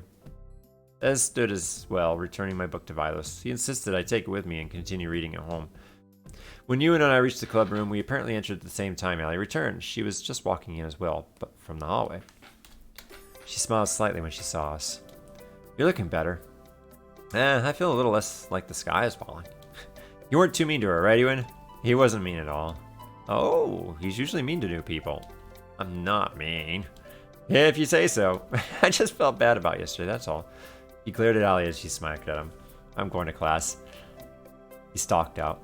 Thanks again. If he responded, I didn't hear it. Allie sprawled out on the sofa as if she was exhausted. So we found your bridge creep. I shuddered. What was it? A Spriggan. I don't think it meant any harm, but it's been gently relocated to a less populated area. You know, it said you're back to me. How did it know I was back? I mean, acting like it knew me. Allie shook her head and shrugged. Wild Fae say a lot of strange things. I wouldn't put too much stock in anything it said, but... Wild Fae don't show themselves to just anyone. Even I can't see them if they want to hide. The fact that you could see it... Good grief. Allie, it cannot possibly get any weirder than it already has, so just say it. I think you should start researching more deeply into the Fae. The fact you could see the Spriggan so easily could mean that's where your heritage lies. The agency guys agreed. Well, at this point, that's no weirder than finding out I'm a vampire and I've secretly been sneaking out for years to eat my neighbors. Or finding out you're a witch. Or anything else magical, mystical, and or weird. No doubt. So now what? Well, you can hide in the club and read all day, but I also got permission to take you home early. On what grounds? On the grounds that you have a very, very bad migraine. That isn't actually a lie. My head really does feel ready to explode. Gets easier. I promise it does. Hope so. Want me to take you home? Actually, yeah, that would be great. By the way, she stood and went to pick up something by the door. My bag. I thought I lost my bag. It was still under the bridge, right? I found it hanging at the bottom of the bridge. Took it from her and checked inside, and everything seemed to be there. Maybe Brenna left it there after, ran off screaming. Well, at least we were able to recover it. Allie led the way to the hall while I fumbled around trying to text my idiot brother. Going home, bad headache, have permission. Doubted he'd respond. He never did. During the walk to the car, I did my best to look ill in case anyone stopped us. It wasn't completely an act. Now that the adrenaline was gone and I didn't have a weird conversation to distract me, I was actually feeling a bit woozy. Allie didn't really know much about the Fae in general, so on the way home we mostly talked about other club members. She didn't go into all the details, just the basics. Elliot and Mark were vampires. I kind of figured that much. Elliot was infected a few years ago. Mark was born that way. Danny was a werewolf, also infected a few years ago. Ewan was Fae, as he'd explained. William was an Esper, which was essentially a human with psychic powers. Brenna was also some type of Fae. Vilos, Allie, and Corvin were all in the wizard category. There were several other members too, some from pretty much every category. A lot of them never showed up or participated. And like she'd said before, there were other staff members who were cryptics as well, including the school principal. It was just so weird. After Allie dropped me at home, I went straight to my room and crashed. I really, really hope strange encounters like that morning weren't going to become the norm. But I was definitely going to be avoiding that bridge for a while. I didn't think I could stand another major incident. Not anytime soon anyway. And given what Allie had hinted at regarding the upcoming holiday, it seemed like it would be best to lay low for a while. Ewan's Route. Chapter 1. So do we end up... Huh. I wonder if there was a way we could have gone a different route at that point. But... maybe a good place to save.